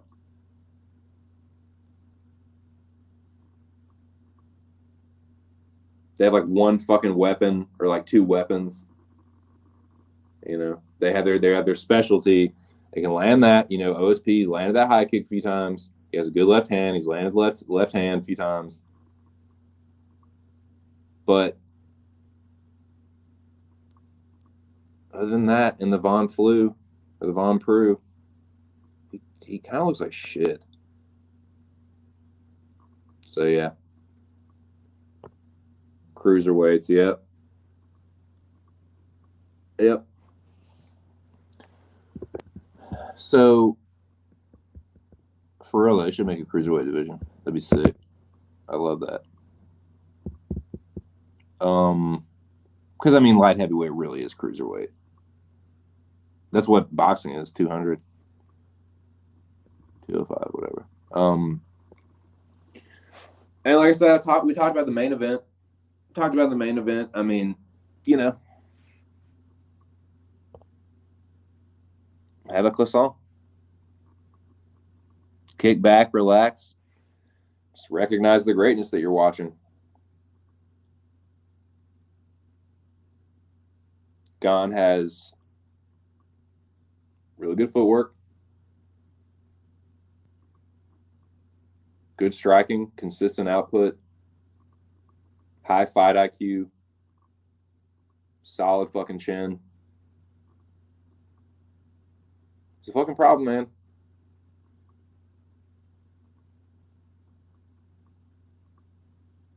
Shuts these guys down, man. Shut down Rosenstruck and Volkov. Now, I mentioned it earlier. It's kind of just inevitable. You know, it's just kind of just looking like. And what they said something about what they're saying, Gane versus Lewis. If that's the case, I have Ciryl Gane all fucking day. All day. Every day of the week, twice on Sundays, Ciryl Gane over Derek Lewis.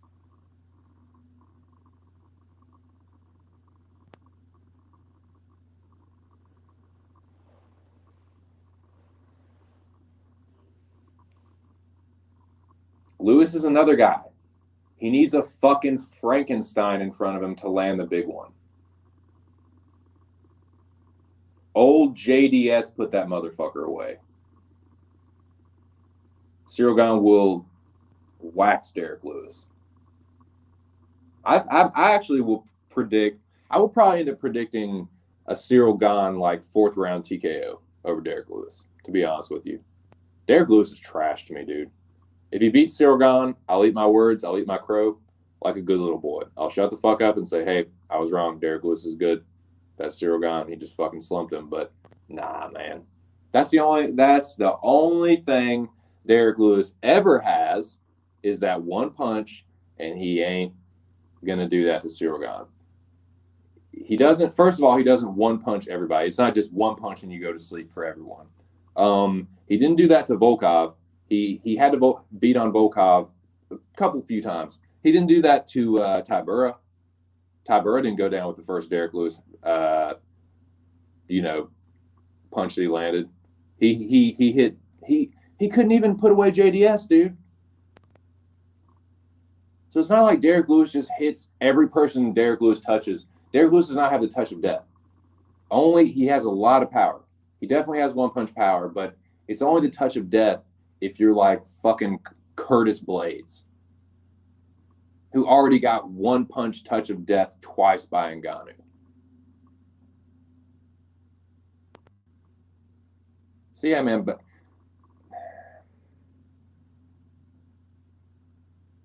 Lewis is another guy that's kind of like Volkov, dude. He has more power than Volkov, but his knockout wins are all against these fucking like. Let me look at this fucking dude's record, man.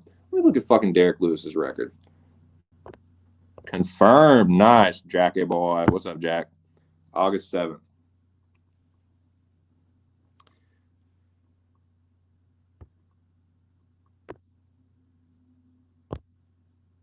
Don't be sad, Jackie boy. Have a croissant. Croissant for everyone.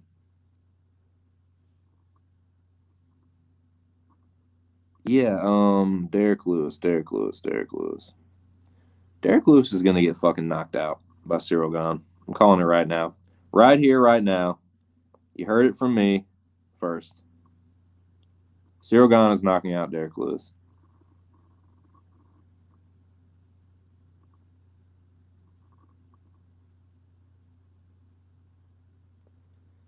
Yep. Derek Lewis has a heavyweight knockout record. Yep. Who's he knocking out? Let's see, shall we?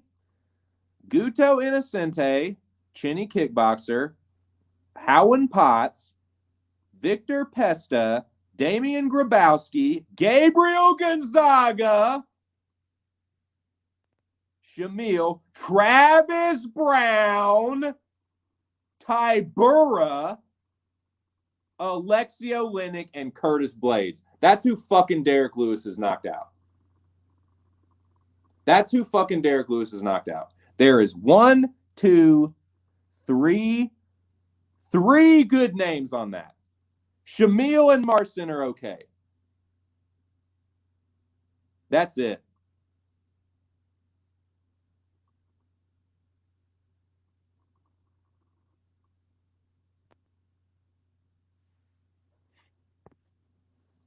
Yeah, Lewis is going to gas bad against Cyril. And that's the thing. Like, he's not going to fight Francis or Derek like he fought Volkov. He knew Volkov didn't have any power, man. He spars with Ngannou. That's basically sparring Ngannou is basically like fighting Volkov at full strength. For real. I'm not saying that to be like a smartass, but like for real. Sparring Ngannou at like 50, 60% strength is like fighting a full strength Volkov. He knew that Volkov couldn't hurt him. And when he did feel Volkov's pressure, he covered up and got it the fuck out of the way. Cyril Gahn is destroying Derek Lewis, dude. If I'm wrong, I'm wrong, but it ain't gonna happen. Cyril Gahn is gonna whoop up on Derek Lewis.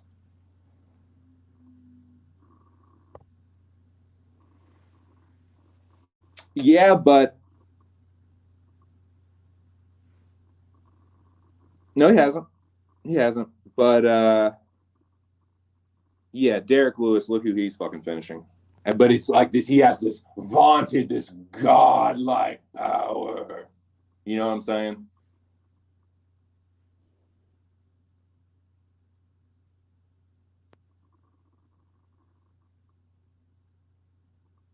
You know, Ilir Latifi's been slumped 4 fucking times. Derek Lewis couldn't knock his fucking ass out. He couldn't, you know what I'm saying? No, he's gonna get fucked up, man.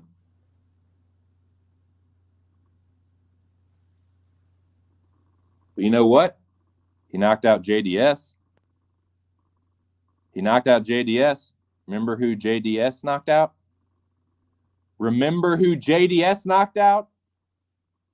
Fucking Derek Lewis. So yeah. Everyone wants to shit on Gahn. He hasn't finished. He hasn't beaten anybody decent. Well, then now he hasn't finished anybody decent. Every time, it's just going to move the goalpost. Oh, well, he hasn't done. Oh, well, he hasn't finished. Now he hasn't finished anybody.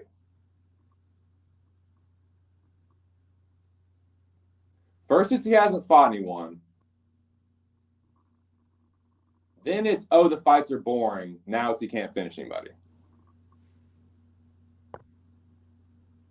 I don't know. That's what I was saying too, Jack. I don't get like what's the deal with Francis? That's what I don't get.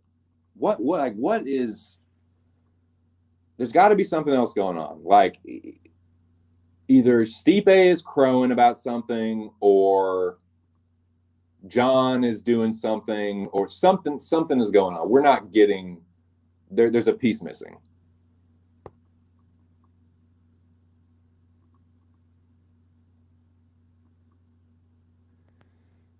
Yeah. But it's like, that's the same reason, like, people said the same shit, like, in the Volkov fight. Like, Volkov is this, that, and the third, but he's knocking out, like, Overeem and, like, Walt Harris and shit. You know what I mean? Lewis knocks out fucking Curtis and fucking Marcin Tybura, and he's like, and Volkov, yeah, he knocks out Volkov. You know, at the very end of the fight, he was getting the shit beaten out of him, but like, nah, Derek Lewis is not going to beat Cyril Gane. Derek Lewis is going to get exposed for the fifth time.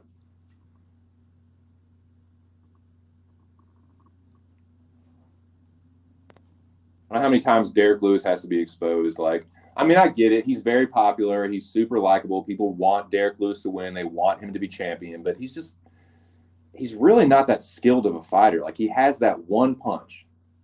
He has like okay boxing, but he's so sloppy, dude.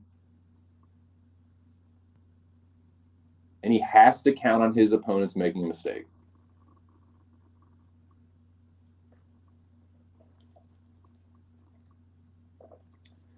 Gane is not some dinosaur or some old dude or some guy with fucking like a wrestler with poor fight IQ like Curtis.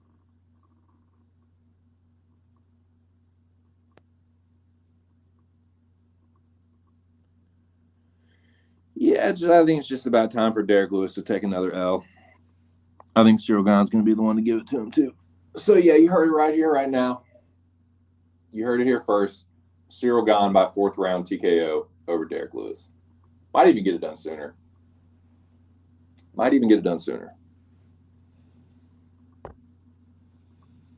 Sup, Casual? You think Francis beats Gane? He might. I think it's close. Like, I'll say right now, like, I'm a stan of both of these guys. I definitely stan both of these fighters, Cyril and Francis. They're two of my favorite fighters at heavyweight. My two favorite fighters at heavyweight, I would say. Dude, there's a chance that Cyril Gane could do this exact same shit to Francis. Like the Derek Lewis fight, except worse, maybe. I don't know, though. It's tough to tell because he's only sparred Francis. Like, I don't know, man. It's always scary. Francis is just scary. But right now, today, I might actually like edge towards Cyril Gane, man. He won't fight Francis the same way he fought Volkov. No way. He won't just stand in front of Francis like that. The stance will be wider. The stance will be more bladed. He'll be on the back foot more. He'll be sticking and moving, and he'll probably grapple a little bit more, honestly. I don't know, though. But I can see him just crashing the distance like Francis, like he did with Volkov, kind of. You know, Francis is more athletic and explosive, but, you know, I think Gane is a better grappler. Still think Gane is a better grappler. He's just dangerous, so it's like you really have to start thinking about the stylistic matchups now, because this whole like, oh, who is he beaten? Oh, he doesn't have that much experience. Has that fucking mattered? Did the number of fights he had, did that fucking matter against Gane or Volkov? No, it didn't matter.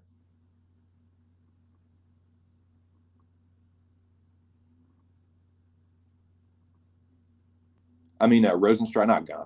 Did it matter against Rosenstrike or Volkov? No. I do too, dude. Like, I was watching that footage of them sparring, and it's like, it looks like two fucking superheroes sparring. Like, that's definitely the fight that needs to happen. And I think that's weird, though. Why are they doing that? See, that don't make no sense. Like, if it was John or Stipe, they wouldn't make an interim championship.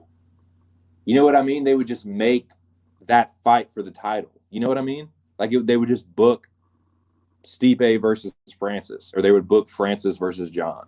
They wouldn't have to make an interim title for that. You only have to make an interim title if, like, they can't, like, the champion won't fight, or he gets injured, or there's some, like, extenuating circumstances. That's usually the only reason that, like, they do an interim title. Like, an injury, something happens and the champion can't fight, something. But if it was just going to be something like, oh, Stipe's trying to get back in it, or like they're negotiating with John, why would they need to make an interim? I don't know. That don't something there's. It sounds like there's something like an injury or something. Is what it's kind of sounding like. Something from Francis's side that we don't know about. I don't know, but that's just what it feels like. Because the more I think about it, it's like nothing else would really like. I don't know. I can't see why it would be anything else.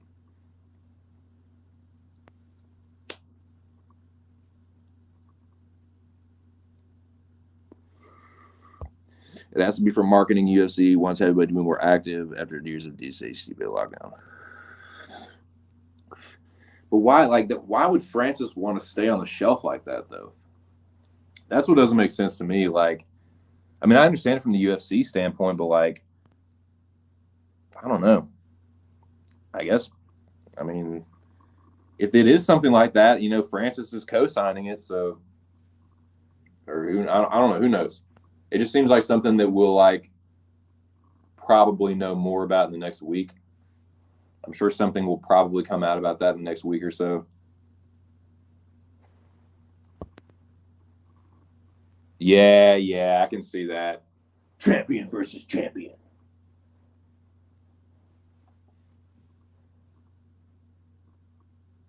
Huge black superhero looking dude versus other huge black superhero dude. You know what I'm saying? Like, I guess that's what they're going for, but it just doesn't make sense. Like, just have it right now. Just make Francis versus Gane right now.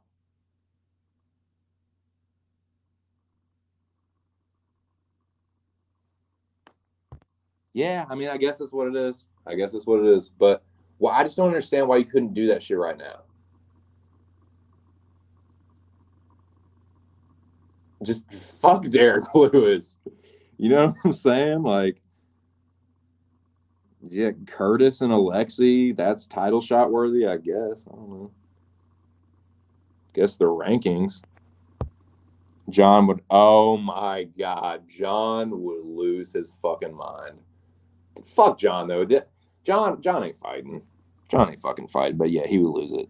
Arlen was saying something about the Houston pay-per-view in August. They want Lewis for the title shot. They want Lewis for the title on it. Okay. Yeah, see, that's what I thought. The last I'd heard, they couldn't get. They were targeting September because they couldn't get the fight in August. That's what I'd heard. I'd heard that something like Ariel tweeted something out about that. That like they were trying to get an August card, they couldn't, and they were targeting September, and now they're making this interim. It's just so weird. It's so weird.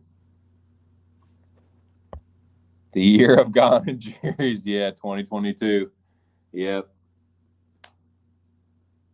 The year of the quirky Europeans, dude. That's funny, man. Yeah, it's looking like that. I think Jerry's gonna do it. I don't know, man. I don't know, dude. Jan is a fucking Jan could knock his ass out, man. He has been knocked out before, dude. King Mo knocked him out. That was I know Yuri was pretty young then, but he looks like the future. He definitely looks like the future. It's either going to be dude, that's a great fight. I think Jan is going to chin Glover, and it's going to be Yuri versus Jan. It's going to be fucking like Jan said. It's going to be Prince versus Samurai. It's going to be fucking, you know, I don't know, swords. Katana versus whatever sword a fucking Polish prince would have. I don't fucking know. But that'll be a great fight, dude. Jan versus Yuri, that'd be tight. Yeah, I agree. Like Jan has good striking, dude. Like Yuri does leave himself open. He's so wild. Like Volkan hurt him, Reyes hurt him. I know Jan can hurt him. If Volkan and Reyes can hurt you, Jan can definitely hurt you.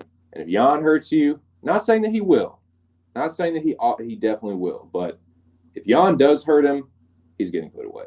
Jan will not let him off the hook.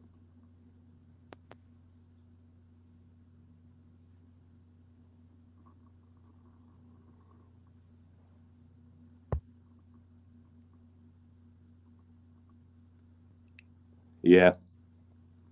Yep. Yeah, but I definitely like Jan by knockout over Glover. I could eat Crow there too, man. But seeing the way Glover's been getting hurt early in all these fights, I think, yeah. And same with Jiri, man. If Jan hurts you, dude, he's a fucking great white, man. He's a great white that smells that blood. He is just on it, man. He can smell it from a mile away, and he is on it.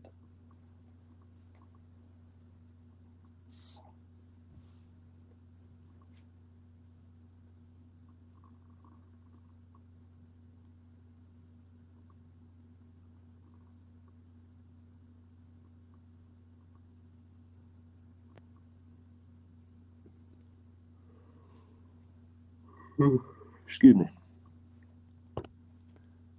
Tiago dropped. Yeah, he did. He did. He dropped him early in the he dropped him in the second round too.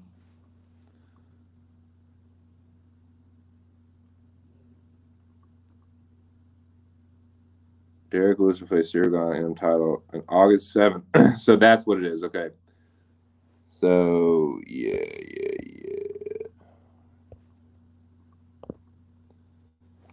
Pay-per-view in August. Yeah, so okay, so that would be okay, I get that. I get what you're saying now. So it's for a title. It's a Houston event with Lewis fighting for a title. Gotcha. So that makes sense, I guess. So that's a purely marketing thing. They're pure. This is like it's not an injury. It's not a. It's just a. Hey, we want an interim champion versus the champion. That's so stupid, dude. That's some of the same shit that people bitch about boxing for. Making up belts that aren't fucking there.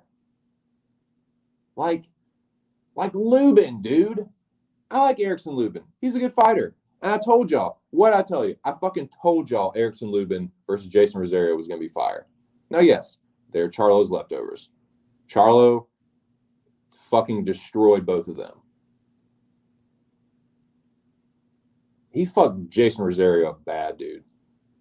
Dropped him twice and then, like, hit him with that weird body punch, that nasty, like, it was like a jab to the body, but like it was a stiff jab to the body and fucked Rosario up. And then he just one punch melted Lubin. But dude, like it's like Lubin, like he's sitting there, he's got the fucking WBC silver belt around his waist. Like, yeah, I'm a champion. It's like, oh my God. Like, but they create that environment. But this is that kind of shit where you're just like, oh, the belt versus the belt. It's just like you're just making belts for marketing. So corny, man. It's so fucking corny. But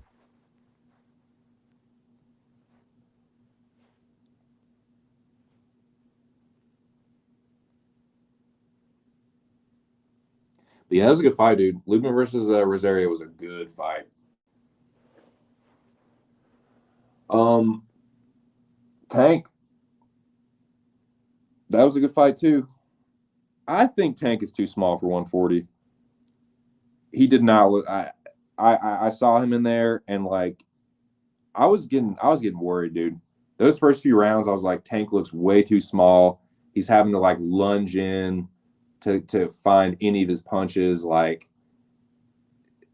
Barrios is able to just keep him on the outside, like not even move forward and just keep Tank on the outside. Like I was not liking how that fight was going, but Tank eventually like found the range. He started to like press Barrios and like take his jab away. And I mean, he found the fucking kill shot, but I don't know, man. Like Barrios is a good fighter.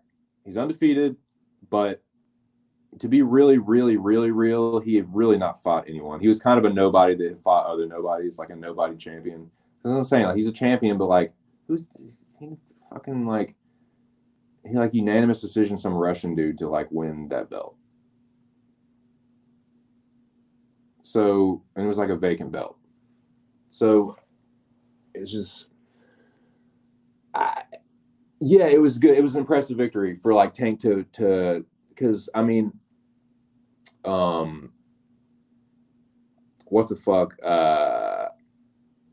Mario Barrios had fought a welterweight before. He was a welterweight that come down to 140. So yeah, he was like considerably bigger than Tank. because Tank is a fucking lightweight coming up to light welter. So, yeah, of course he was going to look smaller, but man, I don't know.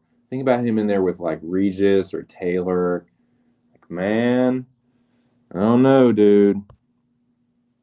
I don't know. I mean, like, Taylor is about the same size as Barrios, but he's just way more skilled. Like, I don't know. Like, Regis wouldn't have quite the advantage, like the physical advantages, but like Regis is really athletic, dude. And like, I don't know. Regis is talking about going to 147 though, so I don't even know what's up with that. But anyway, man, that was yeah, Tank knocks out and that shit with Floyd, dude. That shit with Floyd in the crowd, like trying to coach Tank from the crowd. That was so weird looking, man. Like Calvin Ford is like sitting there like giving Tank instructions in the corner, and Tank is like, you can see Tank like look up and give the like, what's up? Like the upward like, you know, like the bug eyed like, what's up? Oh, what's up? What'd you say, Floyd?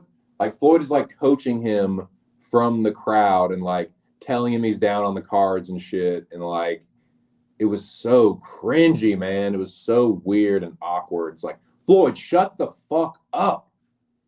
If you want to be his coach, be his coach. If not, just be his promoter and just do the interviews with people and just stay the fuck away from the ring, man. Floyd just cannot stay out of the fucking spotlight, dude. He's such a diva, man. Floyd, fucking pick one. You ain't no, are you a boxer? Are you a trainer? Are you a promoter? What? The dude has just been in the spotlight for too long, man. He just can't get out of it now. The walls are closing in. His career is over. He just retired. So now, be a trainer or be a promoter. Because that was awkward as fuck, dude. Super disrespectful to Calvin Ford. Shout out to the dude, Main Man, Made Man. Did a great video on that. Super disrespectful to Calvin Ford. But yeah, anyways. So that was a Tank fight. Yeah, like I said, I told y'all Lubin versus Rosario was going to be fire. If you want to see just a good fight, it wasn't really for anything. Lubin says for his WBC silver, but that belt don't mean shit. Charlo is the fucking champion. Charlo's about to be unified. So that his WBC silver is really just like it's for a mandatory. So, what was the other? Lomachenko. I have not watched the Lomachenko fight, but I heard that he dominated Nakatani and knocked him out. But yeah, I don't want to see Tank continue this campaign at 140. Barrios is one thing. Regis and Taylor are going to be another. I think that needs to be like a Canelo at 175. Like, hey, you went up there, you got a belt. All right, cool. Now see you. Like, yeah, you did what no one thought you could do. You dared to be great up at 140, but like, nah, man, you don't want to hang around there and get some bad loss from Taylor or like, you know, get some war with Regis that you end up losing. You know what I'm saying? Like, I don't know, man. I want to see Tank at 135. I want to see him versus fucking Loma. I want to see him versus Haney and Tio. Like, that's the fights.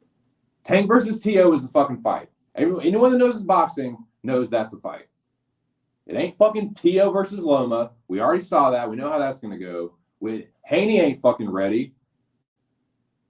Tank versus Tio, man. That's the fight. That's the fight. They already done sparred. Teofimo Lopez's dad won't shut the fuck up about it. The animosity is there, dude. They need to quit fucking around and make that fight. But that's some politics, man. That's some Bob Arum PBC bullshit. That's some top-ranked PBC bullshit. Because Teofimo Lopez is top-ranked. Tank is PBC. Bob Arum is a fucking crook. Al Heyman is super shady. Like,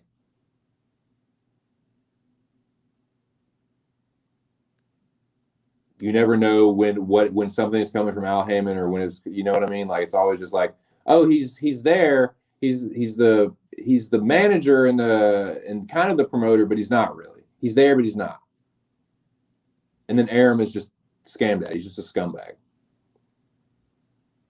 So yeah, try and get those two to work with each other. Ha! Bob Arum was like suing Al Heyman, tried to sue Al Heyman at one point. The people wonder why Bud versus Spence isn't getting made. That's why it's not fucking getting made. Because Bud went and re-signed with Bob Arum. And Bob Arum has some fucking axe to grind with Al Heyman. And every fucking welterweight that's worth a fuck is at PBC. And Bud Crawford knew that. He knew it was going to be harder to get those fights. So he fucking re-signed with Bob Arum. And I don't care what anybody says, but that was a fucking duck move. Bud is going to retire undefeated. He's never going to fight Spence. He's going to fight his fucking leftovers until he retires and say, oh, I couldn't be made. Nah. He ducked that fight when you re-signed with Top Rank.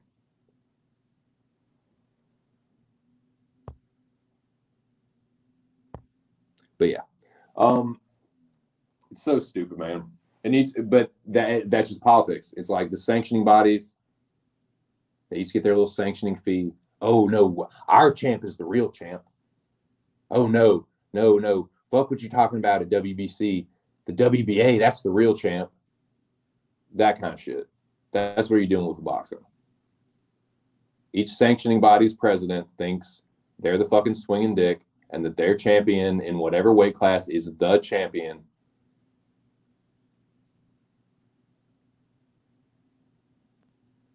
But it's so stupid because it's like a unified champion will just draw even more attention to your organization. If you can say that unified champion has your organization's belt and they become like a star, that's how it's done, man. So it's just like, it's so stupid that they don't want to like do these unifications, man. It's like pulling teeth to get them to unify. They're doing it a little bit more now, but I mean, I think they just see people are getting sick of it.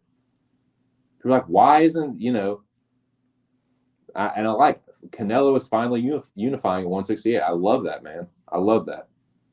Canelo has won me over. I'm officially like, I'm not a Canelo stan, but I'm a fan of Canelo now.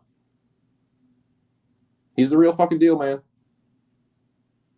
He's cleaning out 168. Never mind 160. Motherfucker's cleaning out 168. Some good fighters there, dude. Billy Joe Saunders is a good fighter.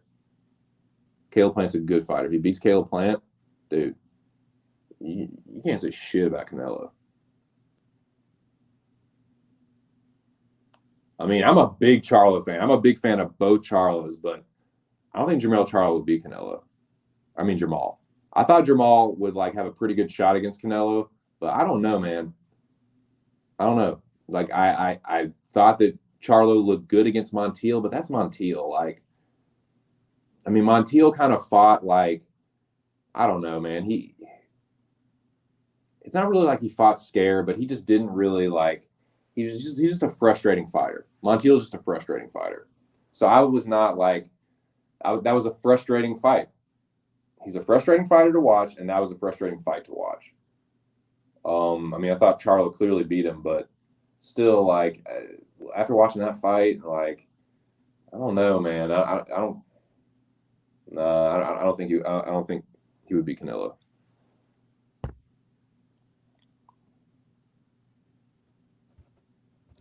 Yeah, exactly, dude. Exactly. This guy, like, they get built up, beating these guys, and then they just never fight each other.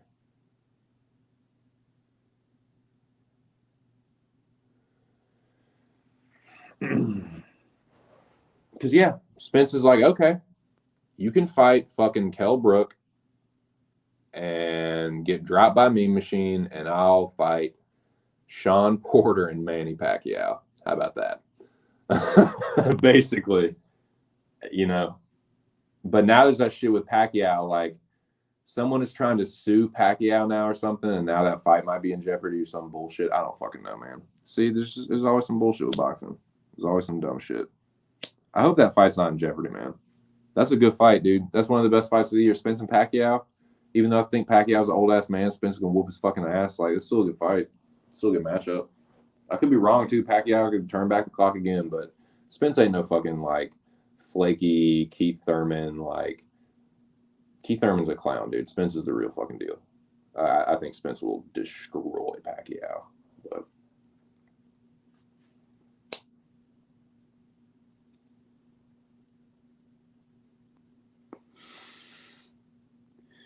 so, yeah, boys, we got 2 weeks off. 2 weeks to tape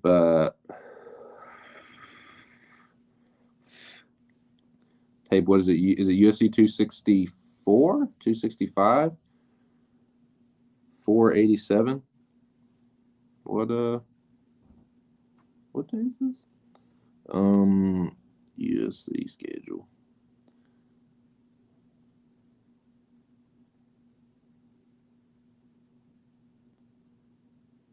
$264.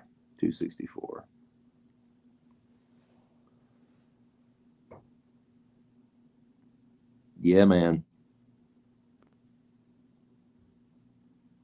So the Kevin Lee Sean Brady fight is off. That's unfortunate, man, because I was really looking forward to that fight. That was going to be a fight that I was going to need to tape, but now I don't have to worry about it. Trevin Giles and Dricus Duplessis. And shout out to Rogue Strummer. I was in a stream earlier. He was talking about this fight. Dricus definitely has the power advantage. I think he is the better striker. Trevin Giles is someone that, like, dude, he's really not that bad of a fighter. Like, he gets kind of a bad rap for some reason. I mean, I guess it's not for no reason, dude. Like, he, ooh. Smoothie, huh? Green one. Thank you kindly. Well, the old lady just hooked your boy up with a fucking smoothie here. Word. But yeah, so I know he has he's had this shit where he's like basically like quit before the fight started, like had a panic pull to Tom Breese and like, I can't do this, you know, some shit like that. But he only has 2 losses. He's 5-2 in the UFC.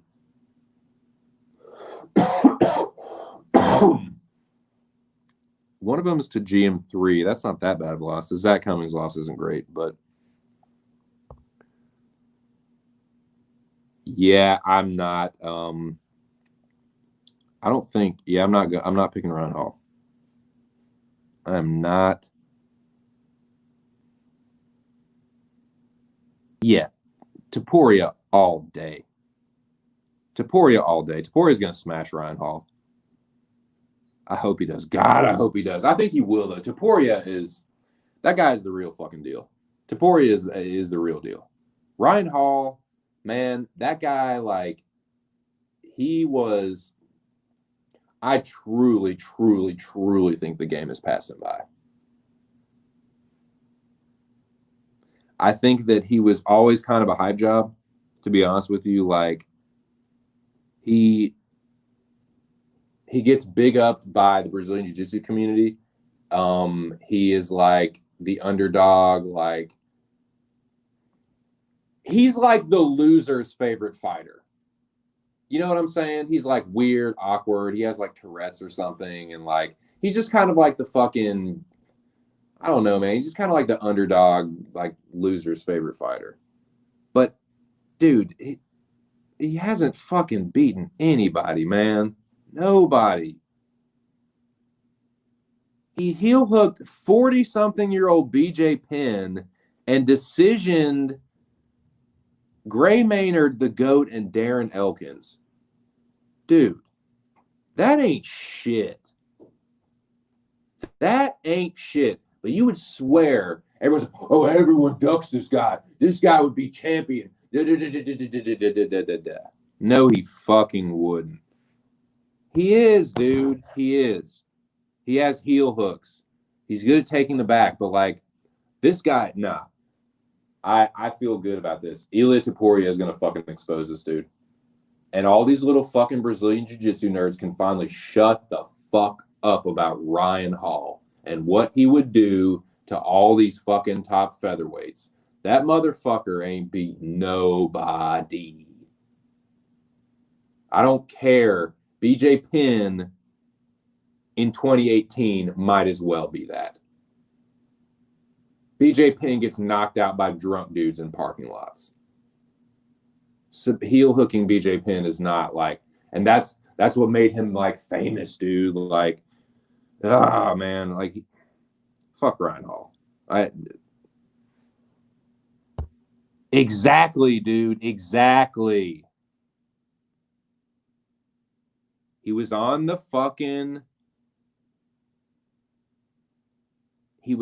season with Conor.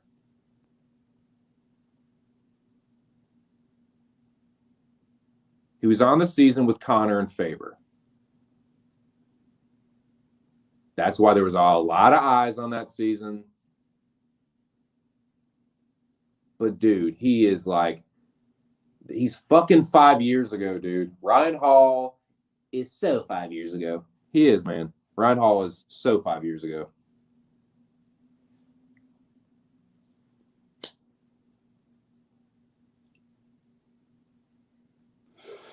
Oh, you couldn't get a fight. Too bad, weirdo. Go back to fucking Brazilian Jiu-Jitsu tournaments.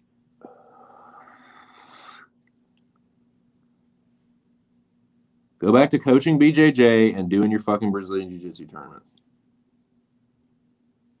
Talking about everybody's ducking you. Fucking weirdo.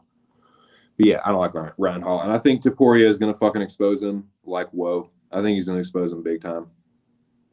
I hope so. God, I hope so. Please, please, dude. I'm sick of hearing about fucking Ryan Hall.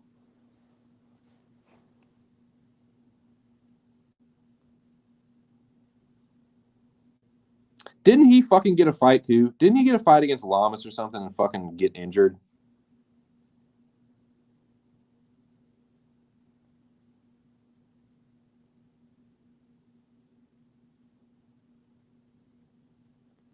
Whatever. But yeah, just in summary of the Volkov Gane fight. See, I had 1, 2. I think I got 5 perfect picks. 1, 2.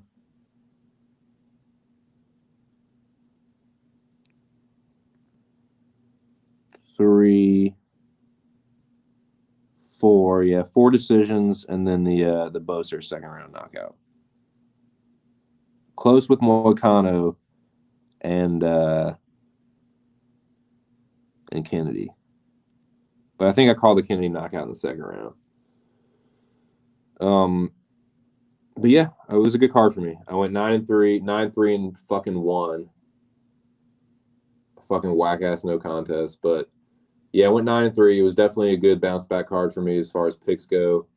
That brings my total for the year now to 150 and 102, I believe. I think that's what it is, which puts me like 60%. So I'm a 60% predictor. Whatever. So yeah, but I needed that. I definitely needed that. The card before I was like 7-5, but before that it was 2 like 500 weeks. I ain't gonna cut it. That ain't gonna cut it, man. I can do a little bit better than 60%. I can do a little bit better than 6 out of 10. But yeah. So yeah, 150 and 102 for the year. And I will look to keep that and improve upon that on the next card, man. 264, there's going to be some good fights. And yeah, there's going to be some upsets, man, because a lot of these are looking real fucking chalky. You know, a lot of these matchups are like look like there's a clear winner, but I have a feeling there's going to be some upsets in some of these. But the main card, man, the main card is interesting, and I'm gonna do I'm gonna do a stream on Friday, and it's just gonna be a UFC 264 preview. Just talk about UFC 264. Yeah, got 2 weeks off, so might as well. I'll save most of the 264 talk for next time, but yeah, I will be back Friday. There won't be weigh-ins, but I'll still probably do an afternoon stream.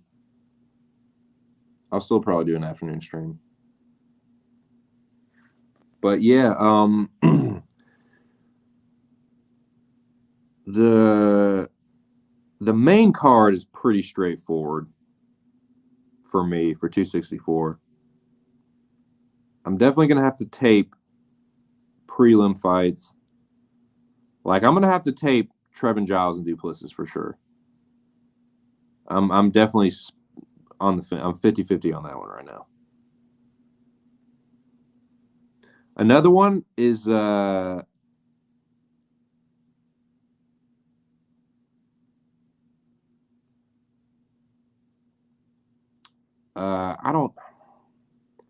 I'll probably end up edging it to Jennifer Maia, but I don't know, man.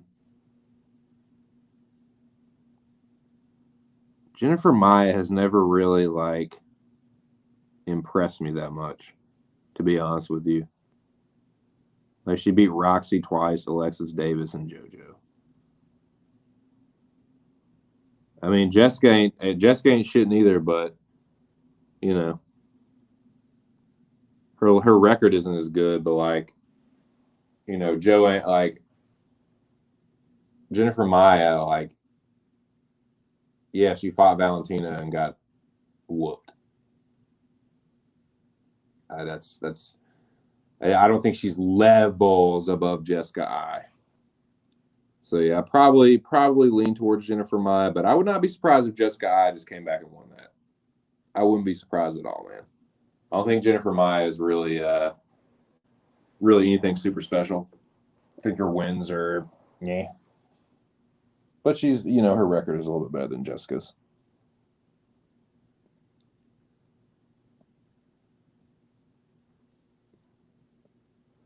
Let's see what's up with this fucking smoothie here, dude. What's her fucking nodded? Hold up. Open this bitch.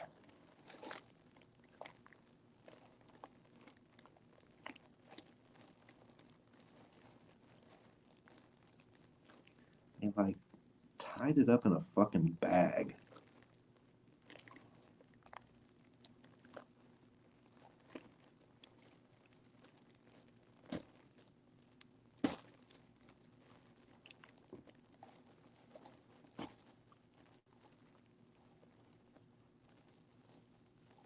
How did you pull it this tight and keep it upright?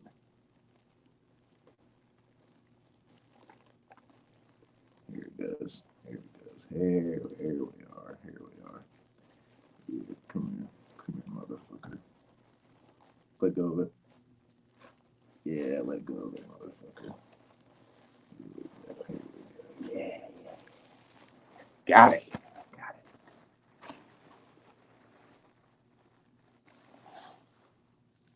It's weird.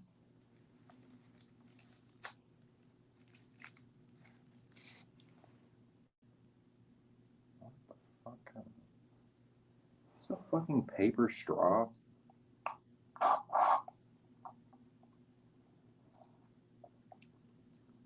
It's a good green smoothie, though, boys. I'll tell you what. What's this place?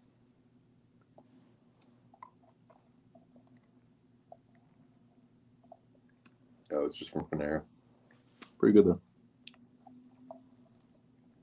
But yeah, I don't know. That's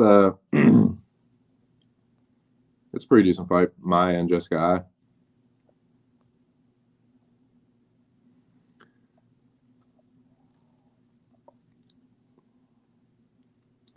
Jessica definitely got beaten worse by Valentina, but Conor and Dustin, man.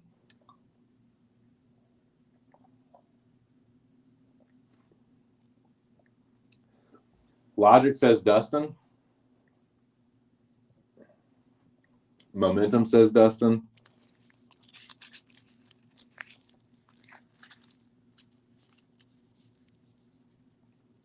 Track record says Dustin.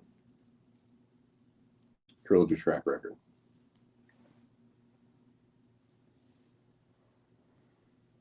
Tell you what, though, boys. Think about taking Conor.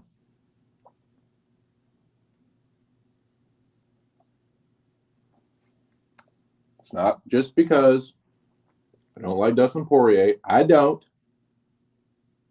not like Dustin Poirier. But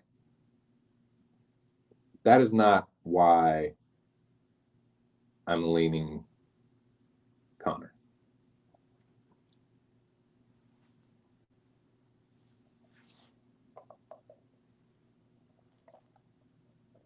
Just put it like that. It's not just because I don't like Dustin.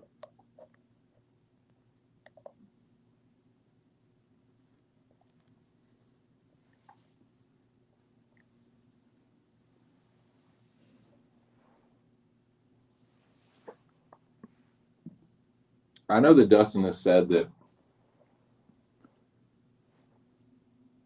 every fight's different and he's taking Conor seriously.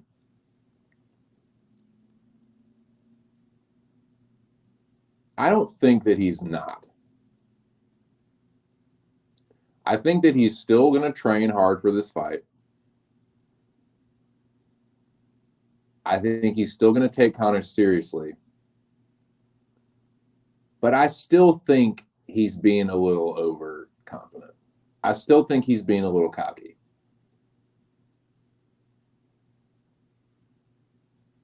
And I think there's a chance it could cost him.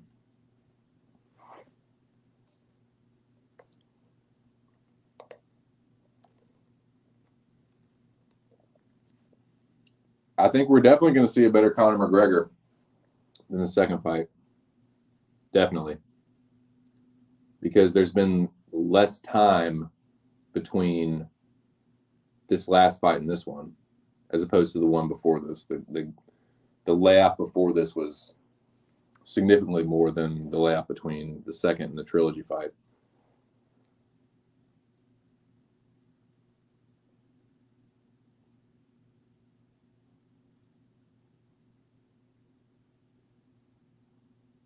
Conor hurt Dustin in the second fight.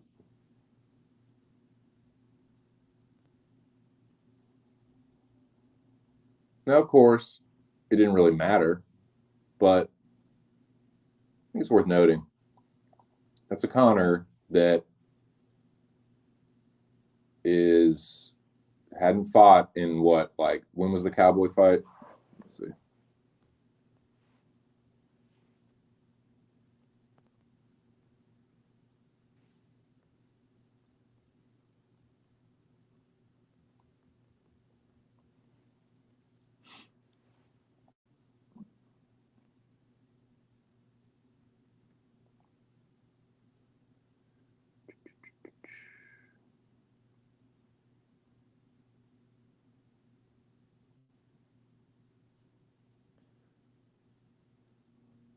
Yeah, it had been a whole year.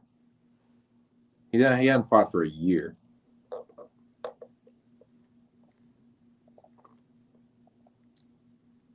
So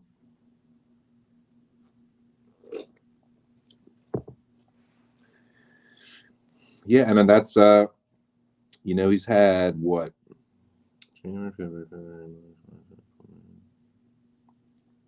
So he's had at least 3 or 4, 5, 6 months to recover from the knockout. Yeah, I think we're gonna see a better Conor. Even if he ends up losing, I think it'll be a good fight. And even that Conor that had I was pretty sure had lost a step or two that was coming off, a year layoff after not being in the octagon very long for Cowboy, like pretty much coming off the couch, still hurt Dustin.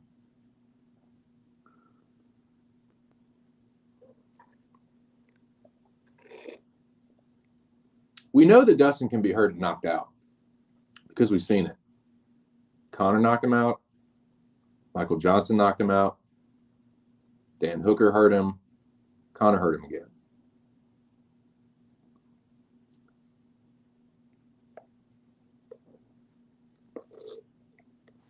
So it's definitely, I know people are high on Poirier now, but the dude ain't invincible. It was a great win. It was I take nothing away from Dustin in that fight. Like, Dustin put on a great performance. The best performance of his fucking career. And knocked out Conor. It's crazy. It was awesome. But it doesn't necessarily mean that's going to happen again. Like that. And I just getting the feeling that that's what Conor thought was going to happen in the rematch, and I'm getting that same feeling here. I'm getting the same vibe that Conor had from the rematch, that Conor had leading up to the rematch. I'm getting that same vibe from Dustin now. Doesn't mean that Dustin is not going to win. He could go in there and knock Conor out again. Just because he's being confident and cocky and all that shit doesn't mean that he's not. You know what I'm saying? Like, people get that twisted sometimes too. Like, he can be, confident and still be right. But if he's overconfident and he thinks it's going to be, I think he's going to take Conor seriously. I think he's going to train like just as hard as he normally would. But I just wonder where he's at. Like, does he think like, oh, now it's a wrap mentally? I got this. Like, there's no way he can beat me now. Like, nah, he hurt you in the second fight too. Like, there's a way. Like, if Conor, does a couple things differently, he can definitely win. So, I don't know, man. It's I think Poirier should definitely be the favorite. Poirier should definitely be. I don't know what the lines are, but Poirier should be the favorite.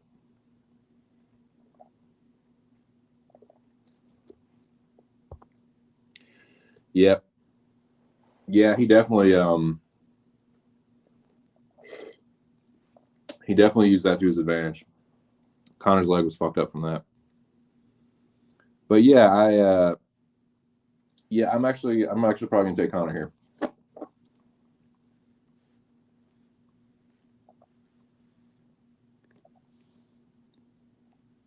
And I'm biased, of course. I'm a huge Justin Gaethje donk.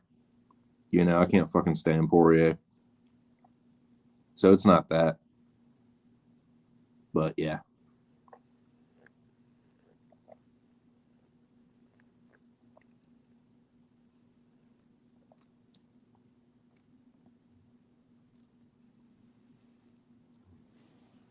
Tell you what, though, he knocks out Conor twice in a row, puts the trilogy away like that.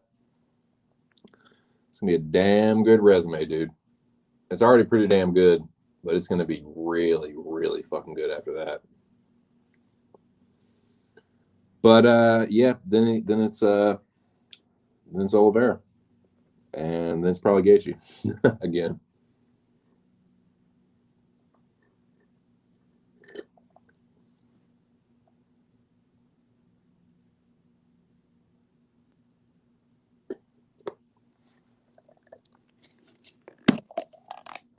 It's a pretty damn good smoothie.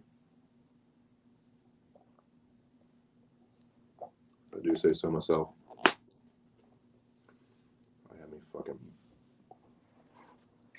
shitting all over the place later. But yeah. So yeah, I think that it's pretty damn close to a 50-50 in my mind. Dustin and Conor, it always kind of is. Anytime I try and like just close my eyes and think about, okay, Dustin, Conor, who's going to win? It's always just seems like a 50-50, just right there in the middle. So I think, yeah, it depends on who's going to show up, who's better prepared, and who sticks to the game plan and doesn't make mistakes. Whoever makes the first mistake in this trilogy, I think is going to pay for it dearly. Because I think there's going to be so much on the line in this third fight. I think the tension in the first round of this fight is going to be way more than the tension in the first round of the second fight. Because this is for all the marbles between these two. Each of them have a win, a knockout win over the other. So there's going to be a lot of tension in the first round of this fight. The build-up's going to be crazy. That's all we're going to be hearing about for the next 2 weeks. Dustin Conner.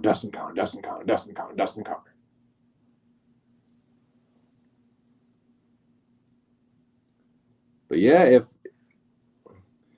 like Dustin, when I say that Dustin like don't sleep on Conner, like he's not just going to be like, oh, I can go in there and just knock him out with one punch, but he could still go in there and be overly confident. He can go in there and train and prepare and like take Conner seriously, but still be a little too overconfident. Like that can all still be true.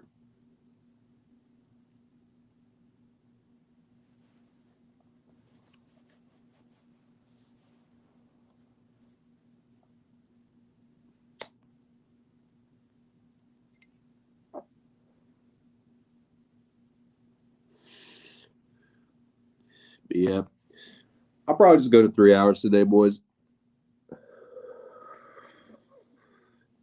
So yeah, we can just talk about whatever, man, for the next few minutes.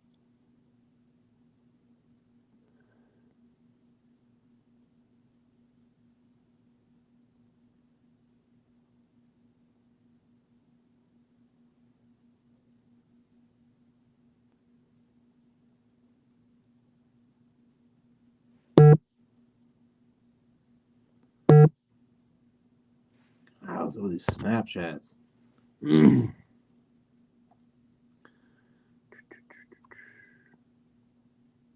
But yeah, that main card for 264, it's not really that great. And everyone was shitting on these last 2 weeks' cards. But like, yeah, the co-main and the main are pretty sweet. Wonder Boy and Gilbert Burns. Burns and Wonder Boy is a pretty good fight. I got Wonder Boy all day. Be right back. Wonder Boy all fucking day, boys.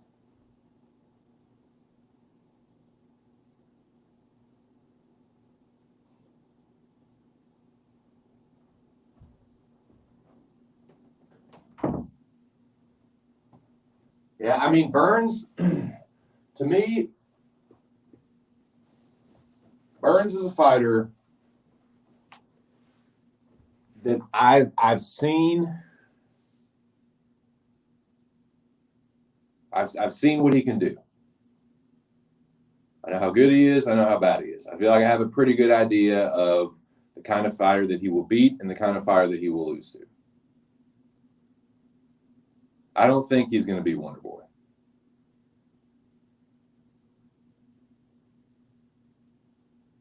Seeing his... Now, it's only a 3-round fight, so the gas tank won't be as much of an issue, but, like, dude, Wonder Boy still got it, man. Wonder Boy still got it, and, like, Gilbert, to me, is just... He's kind of overrated, dude. He's a little bit overrated. I hate to say it, like, knocked out an old Damian Maia.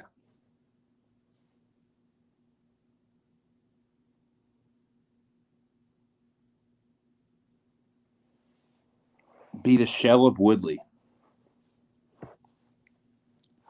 Decision over Gunner.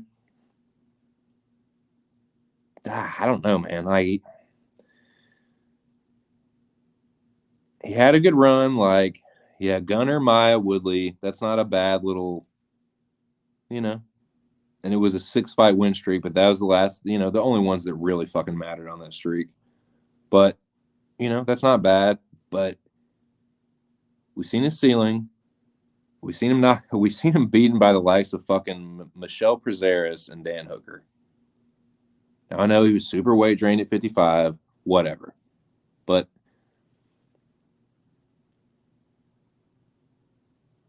I don't see with the way he fights, the style he fights at boxing, like he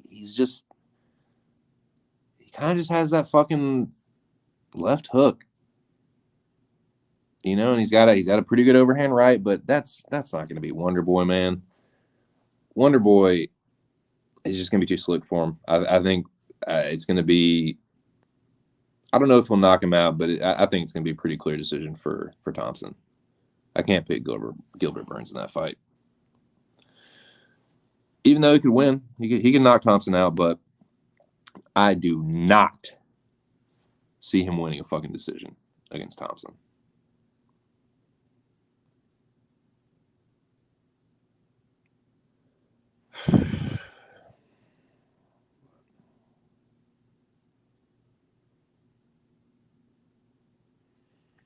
But yeah, like I was saying, trying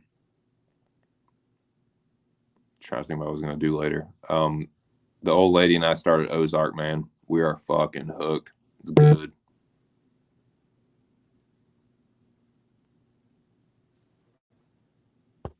Casual says going Poirier, Thompson, Hardy, O'Malley.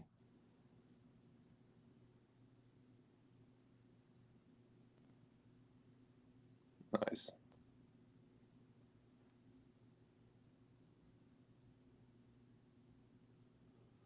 Who do you like in Aldana and Kunitskaya?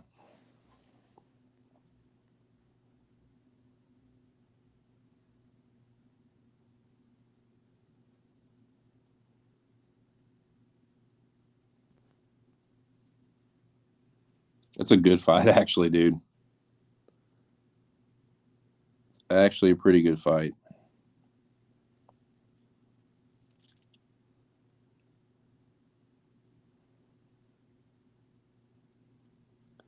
I know, man. Fuck. Originally, I was just like, oh, Donna probably, but I was like, I don't know, man. Kunitskaya is like, she's not bad. She's not bad at all. That's a tough one. Yeah. Yeah, probably just gonna watch some more Ozark tonight, boys. It's a fucking good show, man. Getting caught up. So if you've seen more than the first season, no spoilers. But yeah, it's good. Really enjoyed the first season. Bateman's a good actor, dude. I've definitely liked what I've seen from him in the more serious roles. Because it was funny because I knew him like from like fucking Teen Wolf 2. Like he was the fucking like he was Teen Wolf and like I knew him as fucking like Pepper Brooks, dude. Pepper needs new shorts. Like, so it's so weird to see him like in this like super like intense like crime thriller. He's good though, man. He's a good dramatic actor. Definitely a good actor. I didn't get into Arrested Development, man. I just didn't. I don't know. Just for some reason, it's just too. And I like dry humor. Like I love Curb Your Enthusiasm. I fucking love that show. But like, for some reason, and I know it's not the exact same style, but like that, I don't know. I just never got into Arrested Development. And I tried. I definitely tried, but it wasn't for me. But Bateman is good. Bateman's funny, and yeah, he's good. I actually like. He's funny. He's like medium funny to me, but that combined with his acting ability is good. Is good. Nice. Yeah, I talked to my brother yesterday, and I was like, dude, we seen Ozark, and he was like, yeah, we watched the first season and then never caught up. Like, oh shit. But yeah, it's right where I'm at. I'm on. We just finished season 1. It's fucking good, man. It's crazy. You can see what happens with the cartels. Darlene just killed Dell. Definitely didn't see that coming. I knew she was going to kill him when he made the fucking redneck remark, because they hate that. They're like, you know, they're very clearly like, no, we're hillbillies. They're fucking rednecks. But no, I knew once he said that, you know, oh shit, this ain't going to be good. But that just that was wild. I didn't expect I didn't expect that to start to happen. But yeah, that was wild. Dude, she's gnarly, bro. She's gnarly. But yeah, some shit's gonna go down, man, because the cartel is not gonna be fucking happy about that. So yeah, I'm pumped, dude. Pumped. So yeah, I'll probably watch some more of Ozark later. And like I said, I don't know, man. I gotta talk to my mom and find out how that shit went with her appointment. So I hope that went well. And yeah, that's about all that's on my mind right now. Hoping my mom's okay and Ozark. But nah, man, this is a fun stream. I appreciate everybody that came through.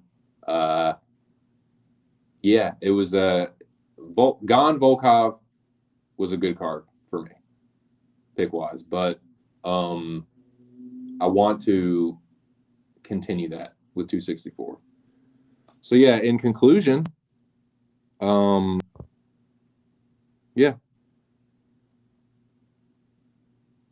avec Classon. Ciryl Gane is the way and the truth and the life. It doesn't have to be it doesn't have to be the highlight reel knockout you're hoping for. It just has to be a win. He just has to win. He just has to become champion. I think he can. I think he can. I don't know if he will, but I think there's a really, really good chance.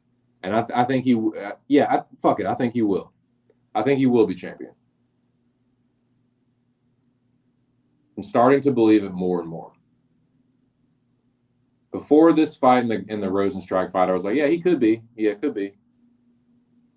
Could potentially be. But now it's like, yeah, actually, you know, the more I think about it, I think he will. I think he will, man.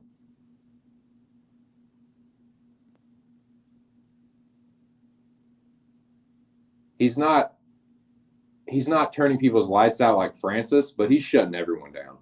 Shutting them down. Making Rosenstrike and Volkov look like just a couple of deer. That old North American back scrap in the headlights, dude. That's all they were.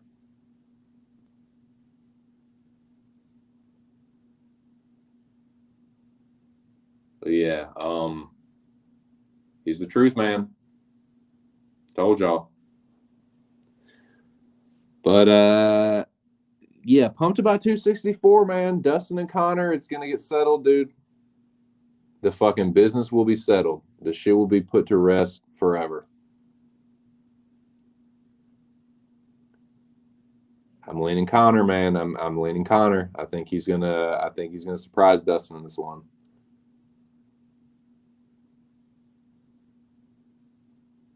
Am I 100% sure? No. Am I 90% sure? No. Am I 80% sure? No. Am I 70% sure? No.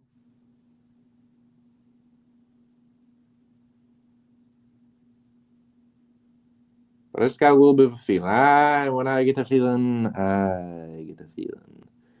No, but yeah, it's gonna be fun, man. It's gonna be fun building this fight card up, hyping this shit up, thinking about it, taping it.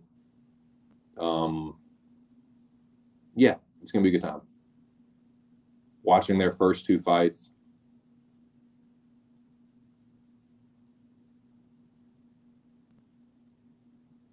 I don't know. I mean, watching how they fight other people is kind of pointless.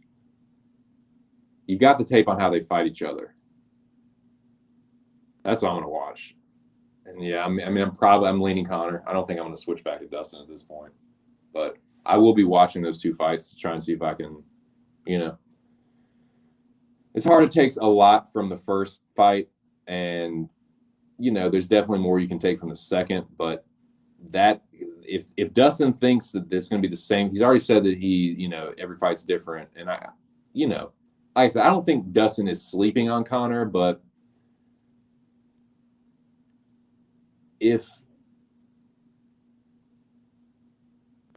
I don't know. I think Conor could definitely catch him.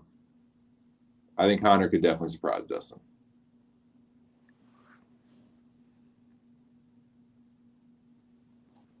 But anyway, man, I think that will just about wrap it up, boys. So I want to give a big shout out and thank you to everyone that stopped through today.